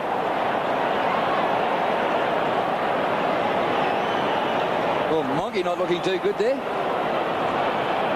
Dean. Brown. Oh, here's Buckley. Dangerous. Get under this one and play fair. Well, that's for someone in the crowd. Oh. And it was marked by Allen just inside the boundary line. That nearly soared higher than the southern stand, that kick. At the back, Richardson. Man in the hole. Wild. Turnovers on the forward 50, on your defensive 50, depending on which side, are absolutely crucial. This time it was Carlton who had plenty of time really to set that up with Matthew Allen taking the mark on the defensive back pocket. And it just wasn't good enough play from Carlton, and this should cost them. And David Parkin in his hideout in the southern stand as Jason Wild kicks for goal. He's got it.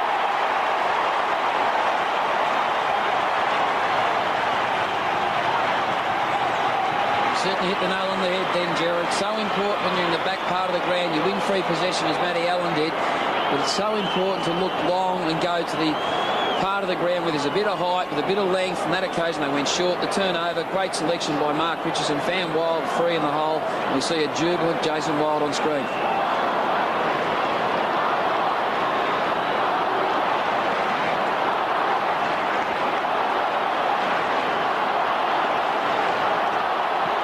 just saw umpire Troy Burton rub his hands in the dirt before bouncing the ball. This is better than scratching it with a screwdriver or something, a knife.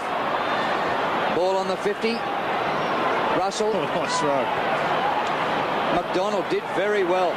To Graham Wright. Oh, beautiful. Collingwood's disposal has been 400% on Carlton's. Buckley to the 50. Use of the body by Marnie. Drew, we saw Monkey come off before. Damien Munker has come off before. He's got a decent cut above his right eye, so that's why he's off the ground at the moment. And they fixed it, and he's about to come back on. Yeah, the shot we had of him, he was looking a bit like a space cadet. This is a strange move. Cooter looks like he's gone into the middle, and Brett Allen has gone to full forward. Brett Ratton. So Krasiska takes a mark near the centre circle. I'd like to see Brett Allen at full forward. He's not a bad footballer, actually, Jared. Pugsy, round the corner, just offline. And that certainly deserved a goal. Great effort by Pugsley on that occasion. Got front and square to the contest, read it off hands beautifully. Unfortunately, the execution wasn't good enough to result in a goal, but great play anyway. Peter McKenna in the southern stand. Yeah, Drew, I'm sure that Ratton's gone there. Now Hamill's gone to full forward. Ratton's coming out. Kutafiti's up the ground. I'm sure David Parkin thinks his forwards haven't been working hard enough and keeping the ball in there. But David Parkin once again, Peter, just allowing this man here with the football just 10 minutes to prove that the move was worthwhile. Well, I'd be putting him on the ball now. He's letting Mel Michael run up the ground, Jared. Put him on the ball and tell him to go and lift his game. Well, he had one sensational game at the start of the season when Carlton beat last year's premiers Adelaide. But Cooter hasn't fired since, and Carlton haven't won a game since. they may become more competitive with Cooter in the middle, but I'm not sure they can win the game. They are trailing by 5 goals at this stage of the game, Jared. They need goals and need goals quickly to get back involved. Kutafiti looks like the only player that's capable of doing that. There's a terrific mark by Dean Rice. Collingwood have doubled Carlton's score, and we're midway through the third quarter. Carlton will have to come back again. Diulio's kick. Down goes Whitnell. Russell's hand pass. Michael. Beautiful mover. Liddell. His pass was poor. Patterson had to change direction and fell over. Camporelli now. Lock. Here's Kutafiti's. Works some magic now, Kuta.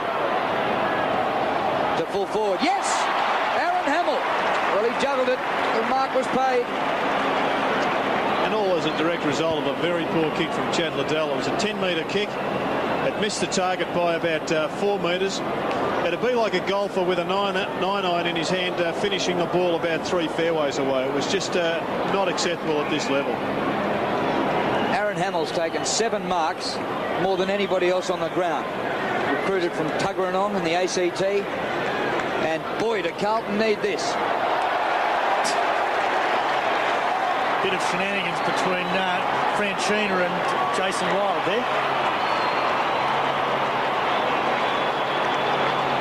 No doubt there's a problem with that Brett Ratton. He's come off the ground. He hasn't been this free-flowing, moving self today. He hasn't got his hands on the ball often enough.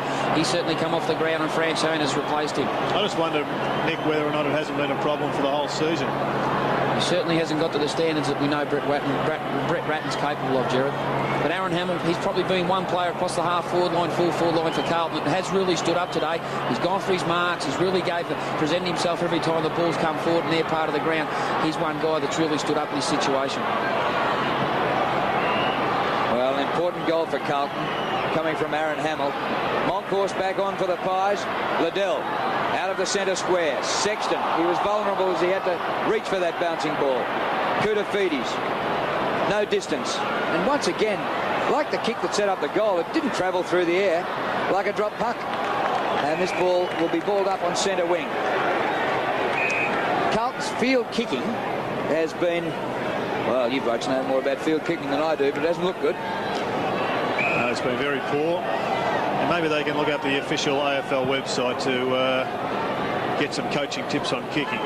Peter McKenna's got his own page on that, hasn't he? Well, Peter, you are a legend of kicking straight and kicking goals. Have you ever seen teams kick worse than Carlton have today. Well, their field kicking has been absolutely terrible, and I saw them a couple of weeks ago against Melbourne, Drew, and they couldn't hit a man from 30 metres, and it was very, very ordinary. Carlton sides of old were known for kicking to precision kicking to a man, but they've lost personnel over the years and very good players. That's made a big difference. Oh, stop living in the past, Peter.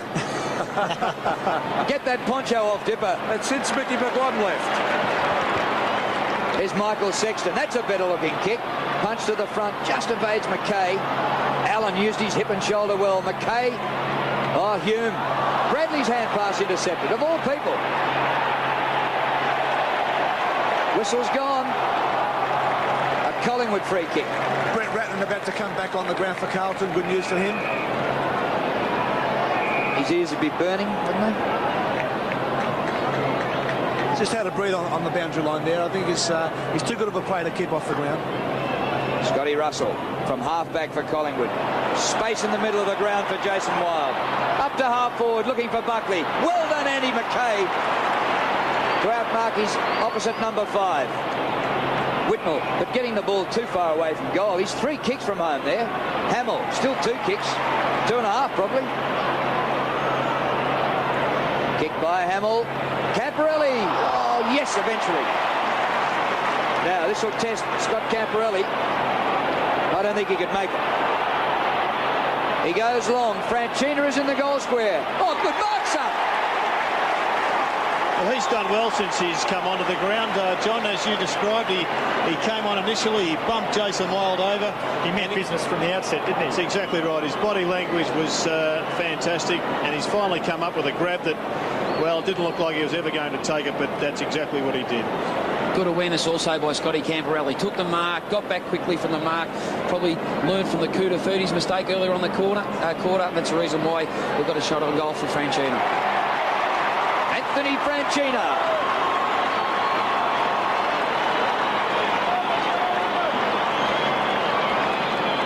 Well, Carlton continue to hold on. They've taken Fraser Brown off the ground, and they continue to throw their midfield around, trying to look for a winning combination. They developed this one pretty well with Lance taking the ball on the half-forward line, on the half-back line, getting it through a couple of players, and finally a goal against Whitnell. So Anthony Franchina getting his first goal in AFL football in his 4th game. And Carlton back within 19 points. Pro for Collingwood. Marnie. Not great distance with that kick. Rice had it spent before he got it. Good contest with Fuller. Just having a look at Franchina coming off the centre square there. He got into the contest and let go with a swinging arm. So maybe he's just going to have to tidy up his act a little bit. Otherwise he'll end up busy on Monday night. Gavin Krasiska in ruck. And he beat Allen. Desperation by Collingwood. Fuller tried to toe poke it out of there. Rice a good hand pass. And now they're off and running. Anstey. Russell for Collingwood. Centre of the ground. Monkhorst. Inside 50. Straight to Sabrock. And here's the difference again, going short to a 50-50 contest. Jake Anstey didn't sum that situation up all that well. The turnover's there, and here we go again. It's been Carlton's mistakes all day in their field delivery, and they haven't got a chance to kick a goal. Now, Peter McKenna, you're right behind it, and you've kicked, what, 900 goals? Take us through it. If you saw there, Drew, Sav put a mark on the ground, then took 7 or 8 steps back.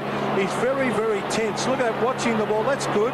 His eyes will be over the ball, and he'll belt it hard. And I think he's kicked truly at last. Beauty.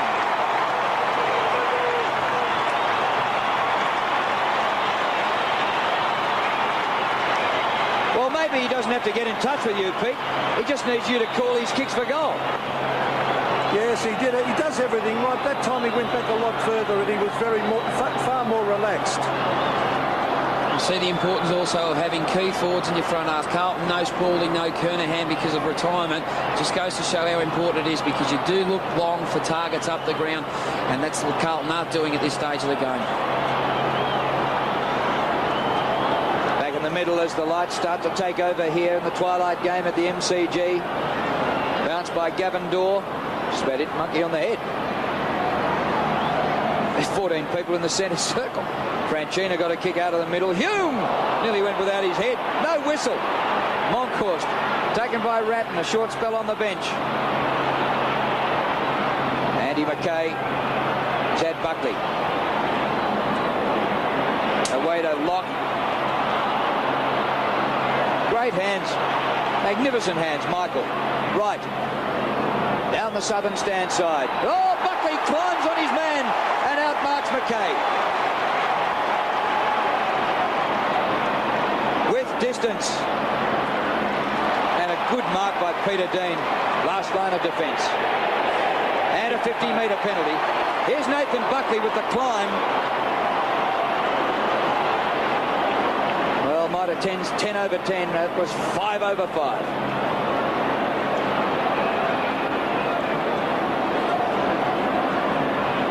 Manton. 25 points the margin. Here's Michael wrestling with his man Hamill. Hamill's got it. McDonald in front. He left it behind him, though. McDonald pushed in the marking contest, Drew, so Alex McDonald will take the kick. I'm bit with Camporelli. I just reckon he dropped it dead set. And Alex McDonald will be desperate to be able to cross this ball to the other side of the ground, because he'll look forward and he'll see just 20 or 30 players congested on centre wing. A foul one anyway. Young Tarrant.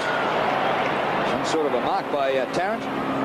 Chris Tarrant, a 17-year-old. Well, they're starting to take a few grabs now. Koutafidis joins in the party. Not reflecting on the scoreboard, any of this.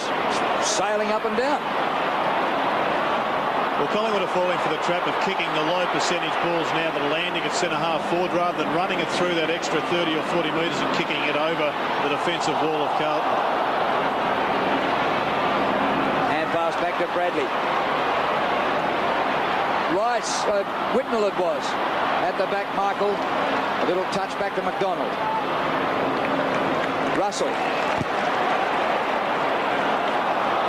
Over the head of Wright. Here it hits Bothersome. Well done by Damien Locke. Then he gave it away. Patterson. I reckon you might as well forget about the goalpost. Just play it between the half-back and half-forward lines. It's like there's a brick wall there. It's just bouncing between the two. And it'll happen again here with Manton taking a defensive mark.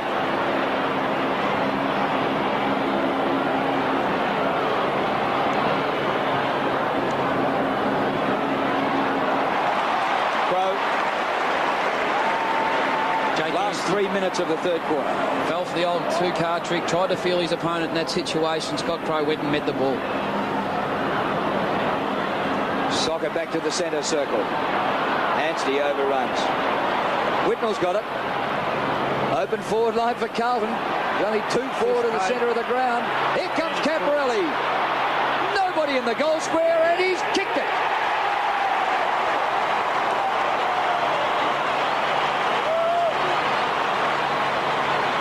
His second, and the margin back to 19.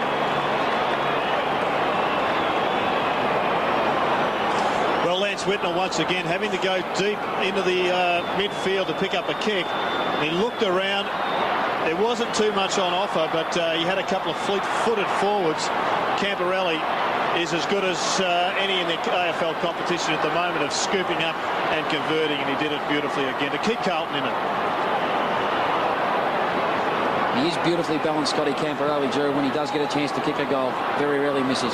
2 minutes remaining before three-quarter time. Another one for Carlton might set up a big last quarter. McKay to Locke. Michael went high. It comes to Russell. Very wide with his kick for Buckley.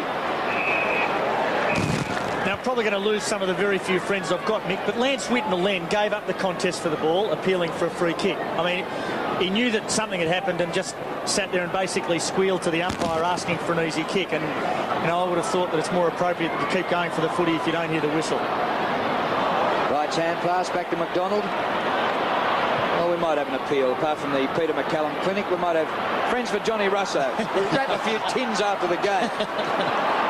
Here's Josh Marnie. Half forward. Puts it out wide. Pugsley Nudged under the ball. No whistle. And it's out of play. You said there was a wind down there, Dip. What the wind advantage be for the Collingwood kicking end? It's about 1 to 2 goals. It's very swirly, and anywhere on the right-hand side of the centre square, the players are really going to make sure they kick through the ball, because the wind will certainly take it. And is that plastic Collingwood poncho keeping you warm? No, I found someone's jacket. Thought it was all for show. Krasiska. Oh, good mark. Magnificent mark by Michael Sexton. He's not all Australian for nothing. And given the inconveniences which he carried into the forward line, into the match, the player we just see taking this grab has performed outstandingly well for Carlton. Williams back to Buckley. Buckley keeps it low. And the mark to Patterson on the 50. Less than a minute remaining to the siren. No doubt that was a missed kick by Nathan Buckley. He shook his head as soon as he kicked the ball. Rocker went up, gets it down to Pugsley. Ball floated over by Wild. Back to Rocker. And well done by Porter. It took on Rocker there and won. Diulio. Oh, let it bounce. Liddell, short pass, and outside 50. Wright has it. 28 seconds left. Cornered. Oh, this is lucky. Right in front. Chris Tarrant. And there was a bit of fortune about that. Now this is luck, Jared. Graham Wright overcommitted himself on that situation. Was called to play on. That's the reason why it was a quick kick forward. When you're hot and when you're in luck, Chris Tarrant was in the right spot at the right time. He's got a chance to kick a real steadying goal for the Collingwood team. Just 17 years old. He was the Pies' #1 pick in the October draft, and here he is playing his 4th game. For an after the siren goal at the MCG. Well done, son. And look at the Pies coming to swarm around young Chris Tarrant after his goal. That's a pretty handy buffer going into the last quarter, a 25-point lead. Lots of pressure on a young man, no matter whether you're 17 or you're 27 and you've played a couple of hundred games of league football. You're delighted when any goal goes through, but those ones after the siren, Mick, are always more intense than any beforehand. Oh, for sure, Jared. And the bottom thing of line about that, all the Collingwood team members get in here at the huddle, really with full of enthusiasm, knowing that success is just around the corner. They've sort of jumped into the game in the first quarter. They jumped into that quarter, then they got first of the 3 consecutive goals leading into the sort of 10 or 15 minute mark of that quarter. It was Carlton who had to fight back. 25 points is the lead, 11-8 to 7-7.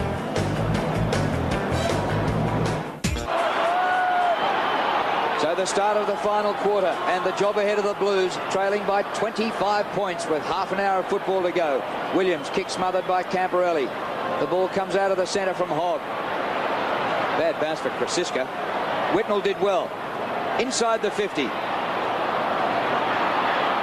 McDonald lays the tackle. The crumbs come to Hamill. It's gone 100 metres, 50 up and 50 down. And eventually Chad Liddell back there to take the mark. Out to Josh Marnie. When Collingwood get the ball in defence, at least they can look up the field and know they have some forwards. Carlton haven't all day. Buckley, one of his best kicks. Oh, bowled over by his own man. Peter Dean, so desperate, was almost reportable, Johnny. No. Deanie and I go back a long way. Anstey, across the ground he goes to Locke. That's better, Carlton. Cooter's got it and sets off for the mark. The whistle's gone, and it's a Collingwood free kick. Yeah, paid against Aaron Hamill, I think. Didn't see the umpire's signal, so I can't enlighten anybody as to exactly what it was paid for, but certainly no doubt that the free kick was paid in that marking contest. Brett Allen, he's made a couple of decisions that probably have cost Carlton 2 goals. In particular, Cooter. Yes. Marnie up to half forward. Great wrestle there before the ball arrived. Comes through to the back to Rocker. He thumps it long. 2 against 2. Hogg quickly to boot. Monkhorst in the centre square. Krasiska going past him. Wild in the pocket. Oh. Ratton Is that 50? Well, Brett Ratton actually started in the full forward line in the goal square. And I'm not sure if they've moved him into the centre or Jason Wild has just followed this football down and presented an option.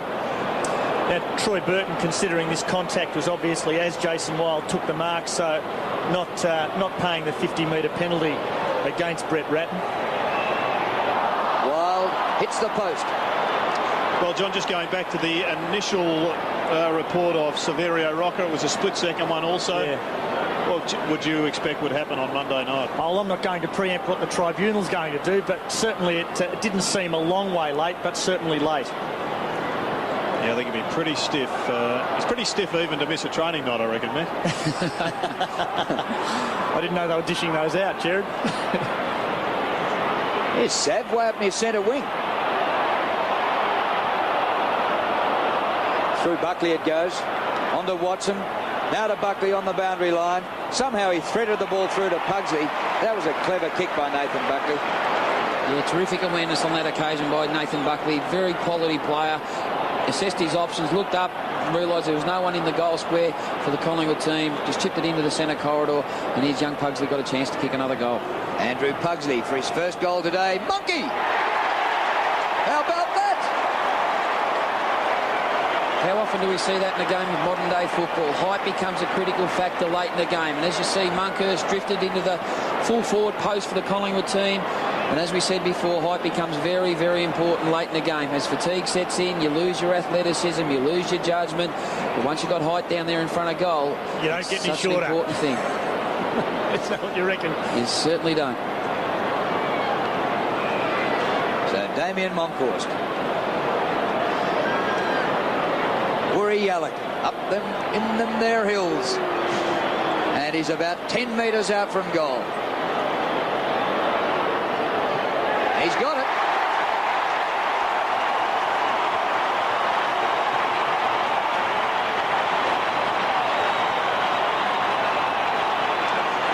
Yes, great work there by Damien Monkhurst, who, despite having Mark Porter down there, just gave him a nice little nudge. Porter will have to do better than that. He'll learn from his experience as only a young man, but he's got to get his body between the ball and Monkhurst. Maybe impart some pressure on Monkhurst to knock him off balance. But the old monkey's pretty happy with that result. Sensational to see Monkey take the mark, kick the goal, and run back to the centre. Don't know that he won the next hit out, but he just kicked a goal. Bounces off Hogg. Clever follow up there by Liddell. Gets it inside the 50. Dean repels. Hogg again. Anstey. Oh, hospital ball. You'll need some other, son. Camporelli. Back to Hogg. Hogg with distance. Michael in front of Koutafidis. Wright concedes some ground to Gavin Krasiska. Being run down by Bradley. The hand pass didn't quite hit the target. Williams. Oh, good effort. He did. He kicked it off the ground somehow. And what a pick-up by Paul Williams. I tackled a Carlton, Drew. The whistle had gone. I was still excited about it.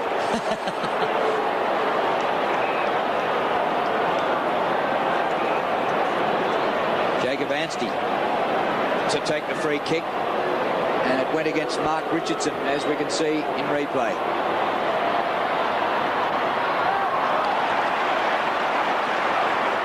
He's had a pretty fair game now, Michael. Mick McGuan, that's hard to say too. No, he's been very good, Gerard. He just knows when to defend. He does the percentage thing. What do you got to say, Deb? I've got to say that Carlton have done pretty good today, but unfortunately just got no one to kick goals, as we've seen that all day. But it's just starting to get a little chilly down here at the moment, and there's a bit of dew starting to form on the ground here, even though it's only, 6:15 in the evening. What do you send home for the jacket? I've actually got someone's jacket from upstairs. Ah. One of you boys are missing a jacket. Is that right? Porter, bit slow to get rid of the hand pass. Collingwood started on fire. They kicked the first 5 goals of the game, and after Carlton came back in the second quarter, Collingwood have put their foot on the gas again, and the Pies are going to break this losing streak. They've lost their last 7 to the Blues. Now, Dipper, I just want you to have a look at your watch again and tell us if you're not on Adelaide time. All right, boys, 5:45. I was looking at the time clock. Common complaint, Dipper. Whitnell can't take the mark. Bradley, he missed a lot of the pre-season. Craig Bradley is the skipper, but he's not as fit coming into games as he has been during his career. But this is great stuff by the veteran. Craig Bradley, oh, the kick, disappointing. Oh, couldn't have been worse. You wrap a bloke and look what happens. Godden marks. Peter McKenna.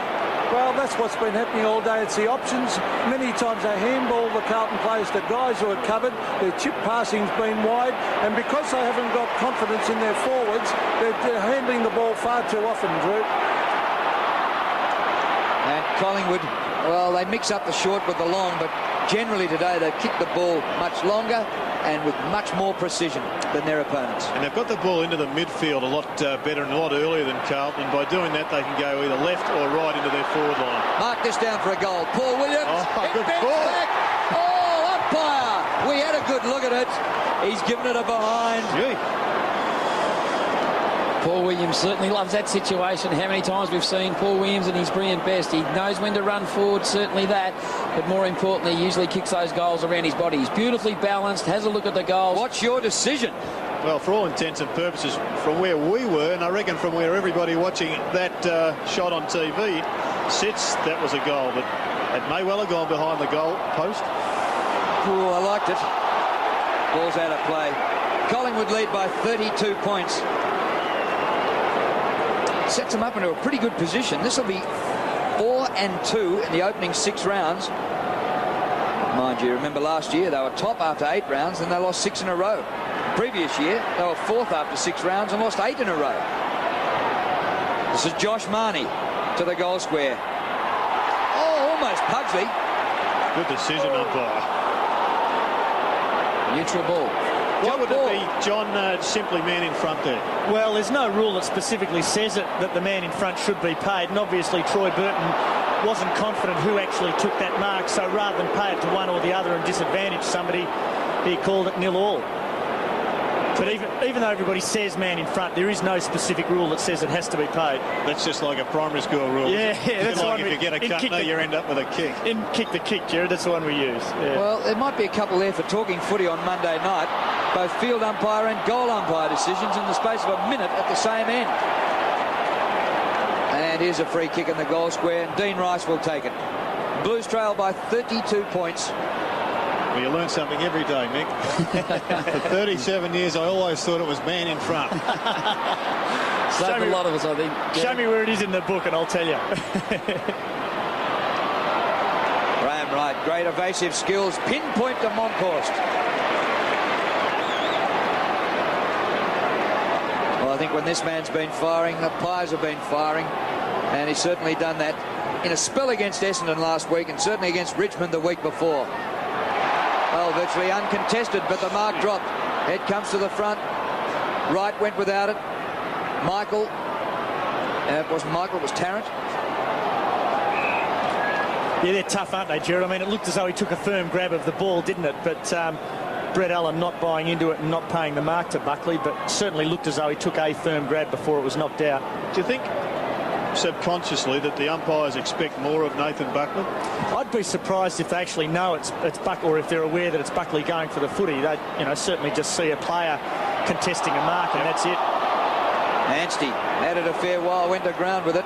McKay, the hand pass to Bradley. Kick by Craig Bradley. He's had 20 possessions. Whitnell drops a mark and throws the ball out. Hamill to Ratton. Zigzagging across the ground. Fraser Brown drops the mark, and the Pies have it. Alex McDonald. Bit going on off the ball. Fraser Brown's been reported once already. And a free kick paid against Fraser then for a high tackle on Gavin Krasiska. And just quickly, Jared, we see it here. There we see Gavin Krasiska dealt with fairly harshly by Fraser, and that free kick paid. Richardson, half back to half forward. It flips off the fingers to Rice. Diulio. Oh, another fumble which was costly. High tackle. Oh, he's lucky. He's very lucky. Ronnie just pointing to the ear then to make sure he saw it.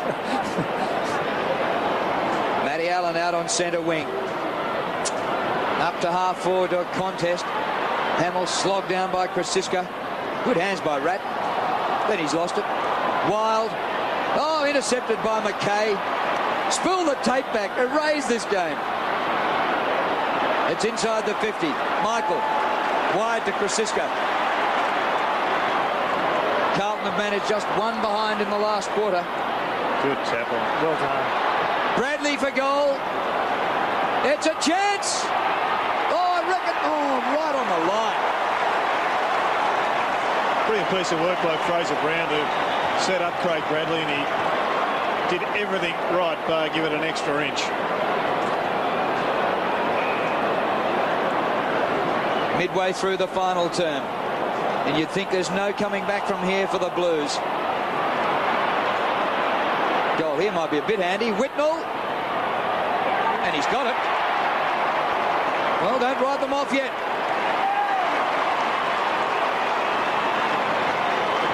Well, that's his first goal for the day, the club leading goal kicker for the season. There haven't been too many positives for Carlton in this early part of the season, with just the one victory in the first match against Adelaide. But Lance Whitnell, I think, is a player that has grown considerably. He's got to do well with his skills. He lacks a yard of pace, perhaps, but he's got a very good football brain, and he does look as if he's going to continue to improve as a forward for the Blues. David Parkin down there in the dark in the front. Adrian Gallagher under the spotlight up the back. Moncourse favoured by the bounce. Down to Buckley. And from no steps at all, he kicks 45 metres to Williams. Here's a goal coming up. Williams feeds the ball off to Liddell, who goes for the goal and should have kicked it. It's terrific awareness there by Paul Williams, knowing that he had the left footer running, overlapping in that part of the ground. Chad Liddell, as you said, Drew, probably should have kicked the goal, but it's been the midfield group of Collingwood. The turnover of numbers has certainly been the difference between the two sides. Well, that mark wasn't paid. Now Carlton in heaps of trouble here. The umpire will ball it up. If you wanted to be even more specific, Mick, it would be just purely and simply their kicking skills, Carlton, that have let them down. Yeah, for sure. And you look at the quality of player at Collingwood, there's Buckley, Patterson, Williams, Wright, McDonald, Krasiska, Russell, all got their sort of 20 or so possessions. They've used most of them fairly effectively. Well, no better example than Peter Dean's kick just there. That was handed by Koutafidis to Hogg. Which is outside the rules. Lucky to get away with it. There's another Carlton kick, straight to the opposition. Monkey.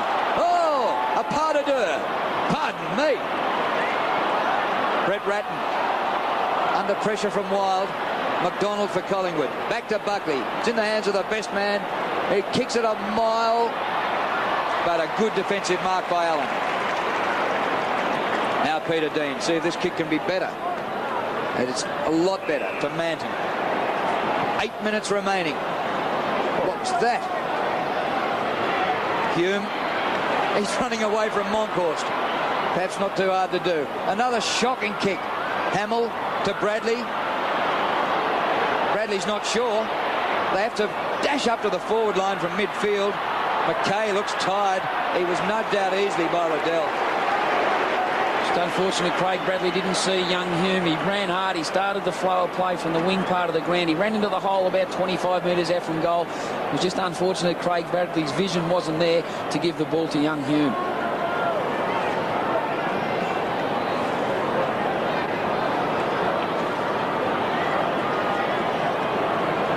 Graham Wright to kick in for the Pies.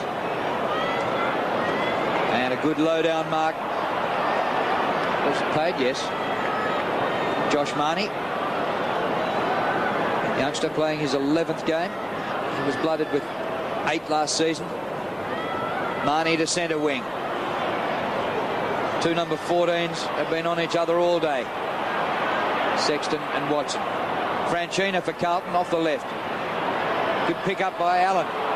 Then Matty Allen advances the ball to Hamill. Maybe something here. Hume. Nobody in the goal square. Has he got the accuracy? Oh. Well, I'm trying to talk it up. And today, 69,963. So the crowds have gone off a little bit since a period in the mid-90s when crowds were 85 to 87, 5 in a row. But the last 4 have slipped back a bit to 70, 61, 78, 61 and 69 today. So maybe the Collingwood-Essendon blockbuster Anzac Day has now taken over from Collingwood-Carlton. Figures would suggest so. Last week there were 81. Pearce. Brown giving chase. Gee, they look tired. They look as though they've been buffeted off it all day, Carlton. And there's a lot of players who haven't run the game out. Alex McDonald showing them a clean pair of heels. Long to full forward. Sav caught behind. Good mark, Manton. Probably a couple of other issues in that crowd figure, of course, Drew. There was only one other game on Anzac Day up against Collingwood and Essendon. Today there was another couple played on the same day. Now, I really thought it might be bigger today with perfect weather. Here's Pearce to the goal square. Whitnell stays down and it's knocked through by Richardson. I think the other issue is Carlton's won one game, and whilst Collingwood's got themselves on a bit of a roll, this would be the lowest ebb that the Carlton footy club's been at for many, many years. I think you get a natural drop-off in supporters who, rather than seeing their side get a belting, attach themselves to the motor mile. Well, it's sweet revenge here for Collingwood today after going through about the last 4 seasons without victory over their arch rivals. 7 in a row they'd lost. They've turned it around today. Right. Williams hasn't got it. Play on. Koutafidis. Oh, Kuta. Another Carlton kick which has gone to the opposition. Liddell. Right. Graham Wright to the 50. Oh, good mark. Paul Williams. Been a good battle this one, Matthew Hogg and Paul Williams. Hogg stuck to the Collingwood match winner like glue. He's made him earn every kick. And it is a lot tougher to keep a player of his calibre down when the side is winning so comprehensively. He's missed the last 2 games with a cork thigh. But has played the game out today. And he'll be on a winning side. Goes very wide. And wasn't a great kick, Willow. Yeah, just low percentage on that occasion. Even if the ball was there to give and receive, the shot on goal was fairly low, and Paul Williams knows he certainly made a mistake in that part of the ground. Well, I don't know what's going on over there. We had a flare last week here at the Anzac Day game, and it looks as though a fire extinguisher is putting out some sort of a fire over there. John Elliott was seen leaving the area. Didn't stuff the cigar out properly. Michael. Oh. Hamill couldn't find the handle on the ball. And eventually Brown runs onto it. Michael. Just a beautiful mover, that kid. Give a bloke a rap like I did for Craig Bradley earlier on. Straight out of bounds. He did kick his first goal in the AFL earlier today. Franchino will take the free kick. 23 points the margin and 4 1/4 minutes remaining at the MCG. Monkey caught behind. Godden back to right. Well, Aaron Hamill has now taken 9 marks today. He's certainly been Carlton's best player, Drew. He's competed in the air. He's worked hard across half forward. Unfortunately, he hasn't had enough support in that part of the ground. Allen to Sexton. Maybe Michael Sexton can kick a goal. Well, he would have if he'd kicked it properly. And Moncourse takes the mark. And there's another example of Carlton's field kicking, Drew, by experienced players, quality players, to use the ball as well or as badly as what they have throughout the course of today. It's something David Parkin and the match committee will have to look at. There's Whitnell. And he misses from in front and 30 metres out. At least he hasn't had an excuse, because great pressure coming from behind by a Collingwood player who eluded me, but it was certainly wild, in fact, but it was certainly just an indication, Mick, of the pressure that Collingwood have been able to sustain on Carlton for the whole match. David Parkin on the phone. There's not much you can do at this stage of proceedings. 3.5 minutes to go. And Carlton, who maybe had some excuses, losing to Essendon by a point and Melbourne by 2. Both those games could have gone the other way. St Kilda by 22 after a bit of a seesawing game last week in wet conditions. but they've been beaten fair and square by their arch rivals today. Buckley's kick gets to the back of the pack. Severio! Yes, sir!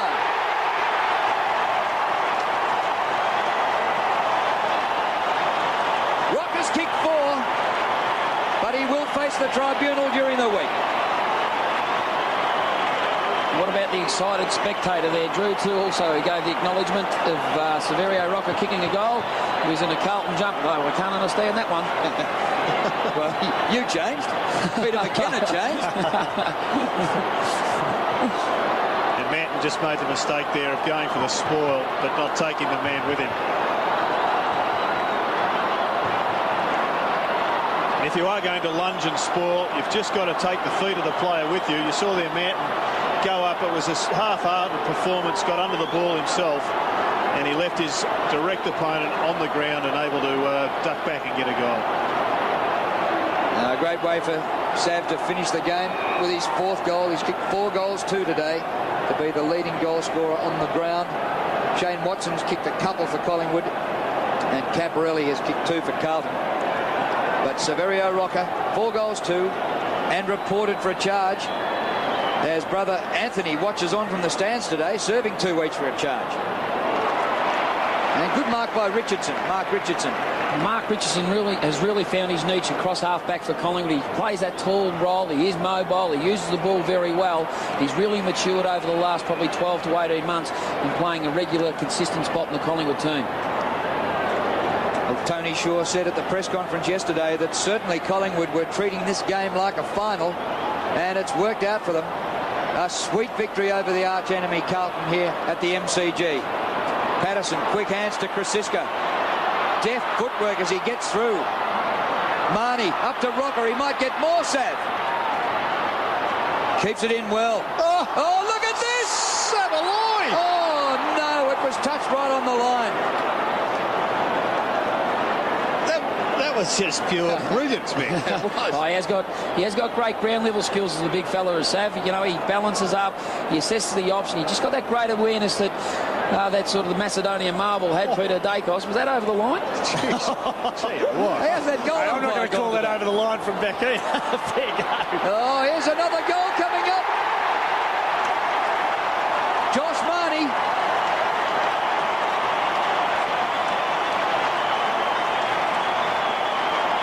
And the nightmare gets worse for the Blues. Well, we'll have a look at this replay. Another poor kick, this time from Scott Camporelli, one of their better kicks. But I think 99% of the people would love to see another look at that Sav Rocker one, so we'll see if we can key that one up. John Russell will have another go at it. But as you said, Gerard, that kick in from Scott Camporelli has typified the way Carlton have used the ball all day. Not balanced when they got a chance to balance. They've given the ball too easily. It's been the mistakes that have cost them goals. You can't signal anyone out. It's been the kick-ins from defence, the midfield kicks, and the shots for goal. And I think a bit of the responsibility for that, of course, goes to the pressure from Collingwood, but not enough to let Carlton get off the hook, because a lot of times they've been running free, running clear, and still, like that shot, that kick of Scott Camporelli's pretty poor indeed. A few fans starting to celebrate, and it's been a long time between drinks for the Collingwood fans. Well, Collingwood not only win the 4 points here, they get at least 12 weeks, 14 weeks of bragging rights. Yeah. And the supporters now are just cashing in on missing out over the last 7 matches. And it'll be a 3-game break over Carlton on the ladder. Pearce outside of his foot was a clever kick. Bad luck for Allen. Russell and Franchina. Oh, well done, Michael. Well done, son. Monkhorst. We're in the last minute of the game. There'll be celebrations here in a moment. Krasiska playing it right to the wire. Koutafidis hands the ball over. Anstey goes short. Allen has a chance to kick a goal near the siren. He improves the angle and does kick the goal. Well, the Collingwood fans are booing, because I reckon he spoiled the party with 14 seconds left on the clock. Yeah, Matty Allen has certainly worked hard from quarter time onwards. He's pushed forward, he's tried to overlap and tried to get a little bit of run where Carlton have been deficient in all day. Jake Amsey decided to go short. Good confidence here by the big fella in Matty Allen. Went back to his non-dominant side, that being his right foot, but the conversion was good. Good play by the big man.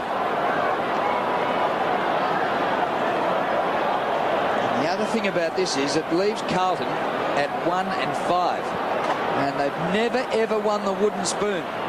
So unless they get going, they're in danger.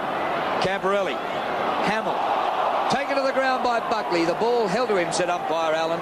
Give it to me, I'll ball it up, but he won't have time. The Pies have finally broken the drought against the Blues.